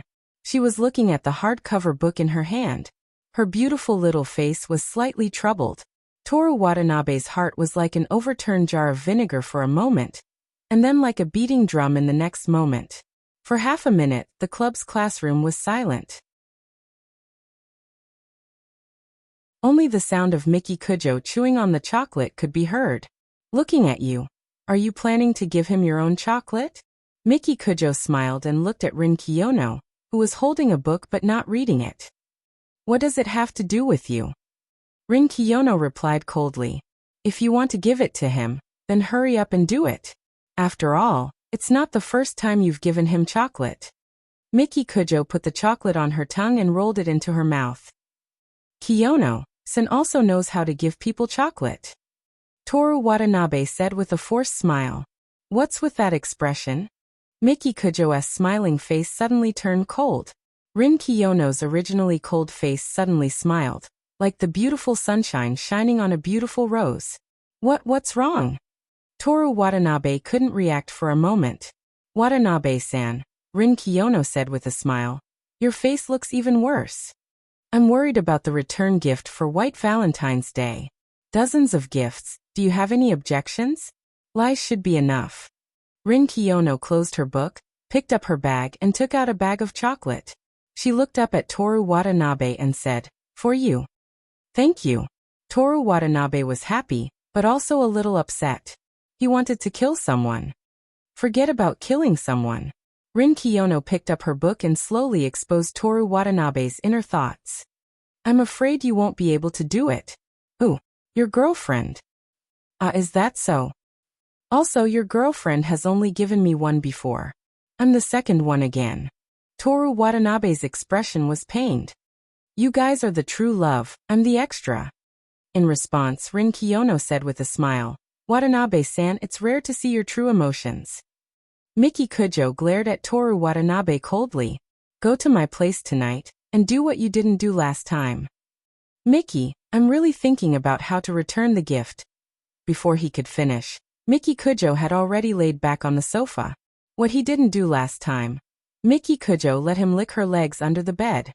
Toru Watanabe is a pighead, a chicken with a hopeless memory. Toru Watanabe scolded himself. Ikeda Kazumi clearly said this morning that girls can also give each other chocolate.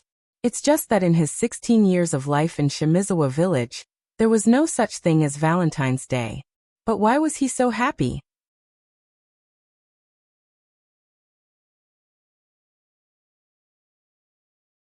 Chapter 228. In the winter, the school bell rang at 6 o'clock, half an hour earlier than in the summer. At 6:20, Toru Watanabe and Miki Kujo walked in the empty school dormitory. The temperature was much lower than during the day. When they went downstairs and arrived at the shoe cabinet, a figure suddenly ran over. Kun Watanabe, please accept this. Oh, thank you. You're welcome. It had been 20 minutes since school ended. The music from the music section had stopped, and the unknown shouts from the sports club on the field had also stopped. He didn't expect that there would still be someone waiting for him and giving him chocolate. Miki Kujo glanced at the girl in the distance and said to Toru Watanabe, let's go. Okay. Toru Watanabe put the chocolate into the bag that was about to be filled and left the school with Miki Kujo. They got into the luxurious car. 15 minutes later, they arrived at the villa in Chiyoda. In Japan, apartments were more luxurious than detached houses. But a detached house like Miki Kujo's was a different matter. Also, the Kujo's mother lived in the Kujo's main house, which occupied a large area. It was also not a detached house in the ordinary sense. The two of them ate dinner in the living room. Miki Kujo casually ate 2 mouthfuls, then left the table and went to the second floor. Toru Watanabe ate slowly. What is this? He asked the maid. Mustard flour. The maid bowed and answered. It should be a dish from early spring, right? Yes, it was sent from Mount Izu. It's already spring in Mount Izu? It's just early spring. I heard that the cherry blossoms have already bloomed. The maid's voice was pleasant as she spoke, as if she was telling a story under the lights at night. Toru Watanabe nodded, took a bite of dried fried anchovies, and imagined the scene of early spring in Mount Izu. But all he imagined was the wilderness of Sawamura. After all, he had never been to Mount Izu. The other maids came to serve the dishes and took away the first 2 dishes. The maid took the initiative to introduce. This is celery mixed with vinegar, and this is fried dragon sprout. These are all early spring mountain dishes served at the Izu High-Class Hot Spring Hotel. Toru Watanabe tasted it. From the corner of the living room to the kitchen, another maid came out with fresh dishes. Half an hour later, a maid came down from the second floor. She walked up to Toru Watanabe and said in a serious tone, Young Master Watanabe, Miss asks if you finished your dinner. What were her exact words? Toru Watanabe knew his girlfriend very well. Let me see if you're stuffed to death. The maid's expression remained unchanged. Toru Watanabe put down his chopsticks and wiped his mouth. When he got up, he said to the maid who introduced the dishes, Please tell the chef that I like today's dishes very much. The maid bowed slightly. After eating his fill, Toru Watanabe calmed himself down and prepared to go to the second floor to face his fate. After taking a shower, Miki Kujo, who was wearing pajamas, sat on the sofa. Her seductive and elegant body leaned against the cushion calmly as she looked down at Toru Watanabe. The chest of her bathrobe was slightly open, vaguely revealing her youthful figure. The bottom of her pajamas revealed a large section of her smooth legs. Beautiful. Come here. She ordered. The unfathomable, ever-changing, soul-stirring, sinister, and cunning charms of the 9 beauties. On the large white bed, Toru Watanabe lay on top of Miki Kujo, his head resting on her chest. Miki Kujo, with a blush on her face, reached her slender white fingers into his hair. The two of them stayed like this for a long time in silence. Arts, science, which are you going to choose? Toru Watanabe asked. Other than his lips, he didn't move at all, intoxicated by the touch of Miki Kujo's skin. What about you? Miki Kujo's voice was lazy and filled with satisfaction. When they were in bed, she was no longer a queen. The two of them talked like a couple or a couple. Arts? Toru Watanabe wasn't sure. I'm going to study economics at Tokyo University. Economics? You see, I won't have to work in the future. The only 4 years I have to work are the 4 years when you have children. So, shouldn't you learn something about economics? I suggest you go to the education department. Miki Kujo combed Toru Watanabe's hair. Why? You'll be working for 4 years, but you'll be taking care of children for at least 10 years. That makes sense. Toru Watanabe nodded, which made Miki Kujo's chest itch. Then I'll go to the education department to provide preschool education? You don't need to take care of children. Miki Kujo said. What kind of teachers and nannies can't we hire? Miki, I have something to ask you. I'm very curious. Yes. How do you plan to raise children in the future? I'll use the harshest methods for the first child. The rest is up to me. What if the first child doesn't inherit our genes? It doesn't matter if he's not good looking. If he's not smart enough, we'll have to change. Isn't that too heartless? Before he realizes that he's not smart enough, he must have been forced to learn a lot by you. Learning a lot or giving up on him is all for the good of the child and the Kujo family. By the way, Miki Kujo's hand stopped. You're not allowed to interfere in this matter. Don't be so gentle all the time. Let me decide. Yes. The 17-year-old Toru Watanabe had no sympathy for his future child. The two of them were silent for a while. What do you think I should give for White Valentine's Day? Toru Watanabe asked again. The store has already thought about it for you. Choose the expensive one. Okay. Toru Watanabe buried his face in Miki Kujo's chest, and his voice became dull. Then what do you want? Think about it yourself. Miki Kujo stopped talking. She felt his hot breath on her chest. I'll buy the most beautiful roses from Daeteon Flower Market every day, and give it to you as a morning gift. Daeteon Flower Market in Daeteon district of Tokyo was the most famous flower market in Japan. Every day, a large number of flowers from all over the world gathered here. The number of transactions was the highest in Japan. Something that can be done with money. Then what do you want? I don't have anything else to give you. Miki Kujo thought for a while and said with a smile. Then I want a promise. Tell me, if one day you're taken away, can I kill you? Toru Watanabe propped up his upper body and looked down at his Miki. He used his most gentle and firm voice to tell his Miki. No matter what happens in the future, the two of us will be together forever. What about Kiyono? No matter who. Really.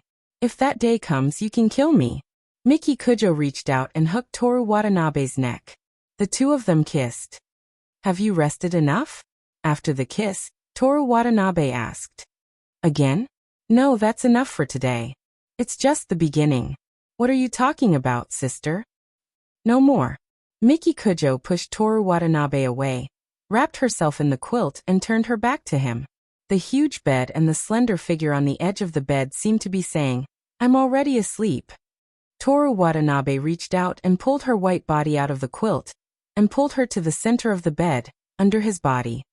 When we ended just now, it was you who said, let me rest for a while. Right?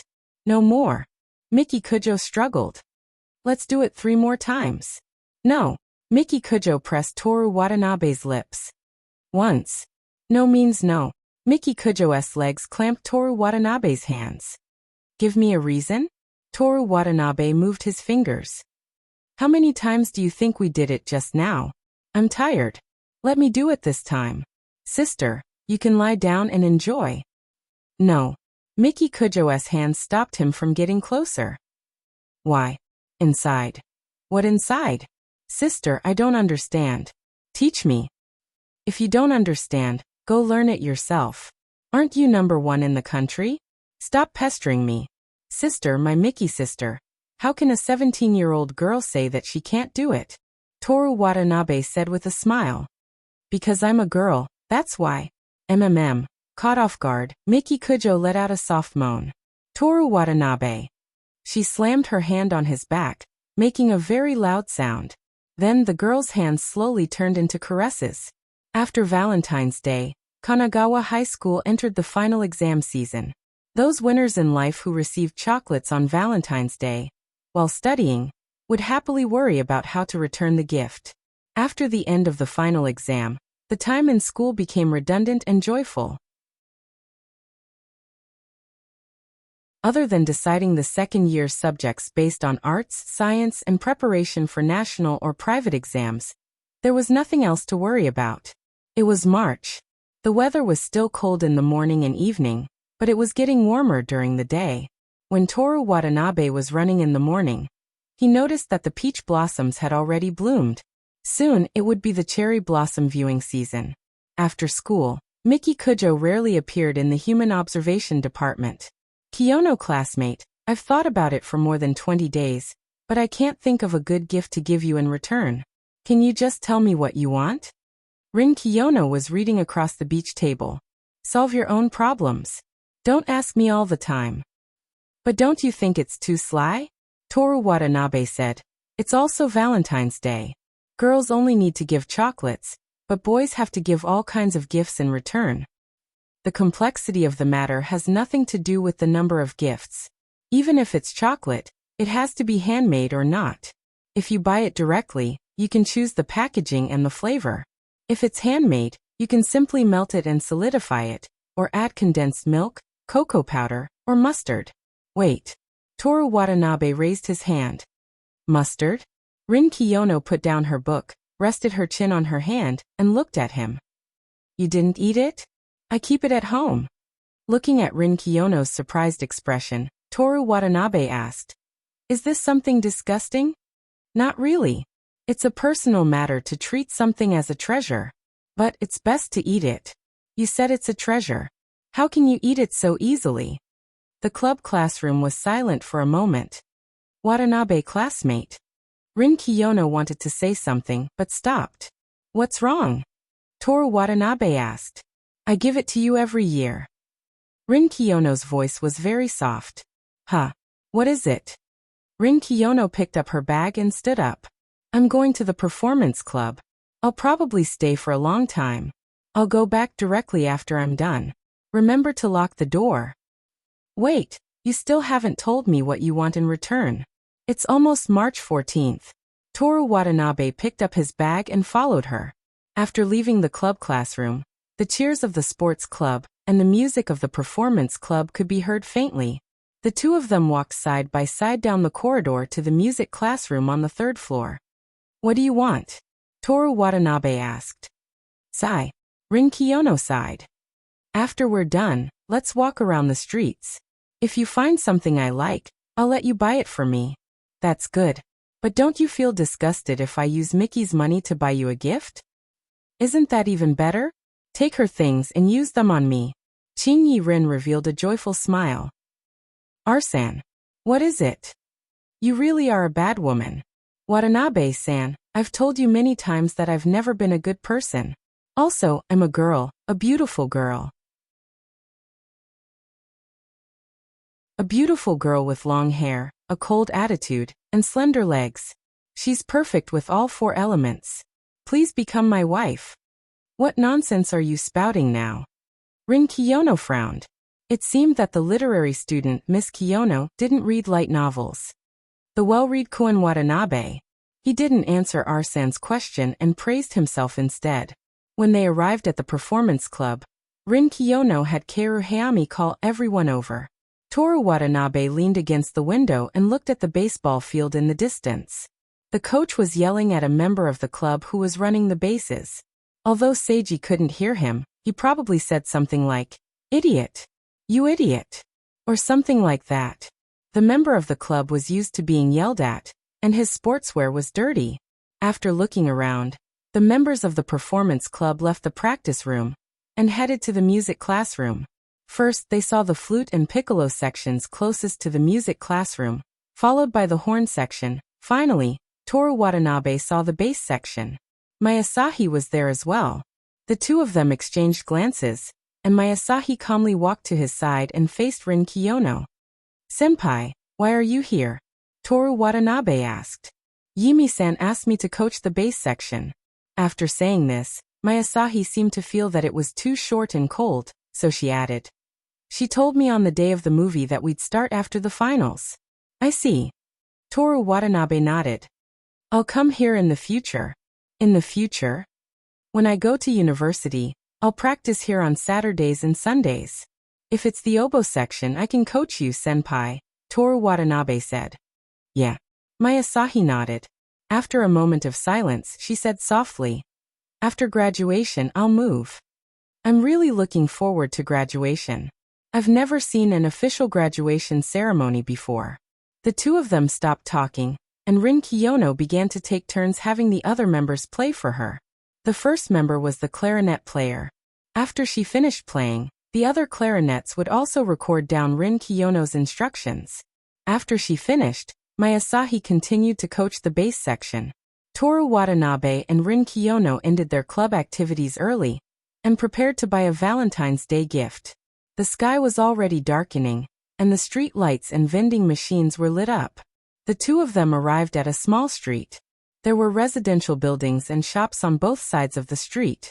Most of the windows were dark, and only a small shop in the distance had bright yellow light spilling onto the street. The entire street was dark, and the shop was like a shelter in the middle of a storm, giving people a sense of warmth. Let's go take a look? Toru Watanabe looked at the shop. Okay. The two of them didn't deliberately chat, and only casually exchanged a few words when they thought of something or found something interesting in a nearby window. The conversation started inexplicably and ended abruptly, but the atmosphere was very relaxed, and even if one of them spoke, the other would ignore them. There weren't many people on the street, and only a middle-aged man was walking towards them from the left side of the street. He was pushing a bicycle, holding the middle of the front with one hand. The two of them approached. The shop was a very small bookstore that sold coffee and desserts, or perhaps a coffee and dessert shop that sold books. Want to buy a book? Toru Watanabe asked. No, that's too good for you. Rin Kiyono put her hand on her chin and seriously pondered. Toru Watanabe was a little helpless, but also a little amused. It was rare to see Rin Kiyono like this. What do you want? His tone was casual, as if Rin Kiyono could have anything she wanted. What's your return gift for Kujo-san? Rin Kiyono asked. Every day, I buy the prettiest roses from Daetion Flower Market and give them to her as a morning gift. Lies. But I want this. No. Why? Rin Kiyono crossed her arms and asked with a smile. What kind of friend gives roses every day? Then put the roses in the club's classroom as a decoration. That's fine. Watanabe-san, I'm very satisfied that you're able to insist on not giving me the roses. Rin Kiyono nodded. You're testing your believer? You could say that. Rin Kiyono said. If you directly agreed, although I would be a little disappointed. How troublesome. Women are all like this. Aren't you a girl?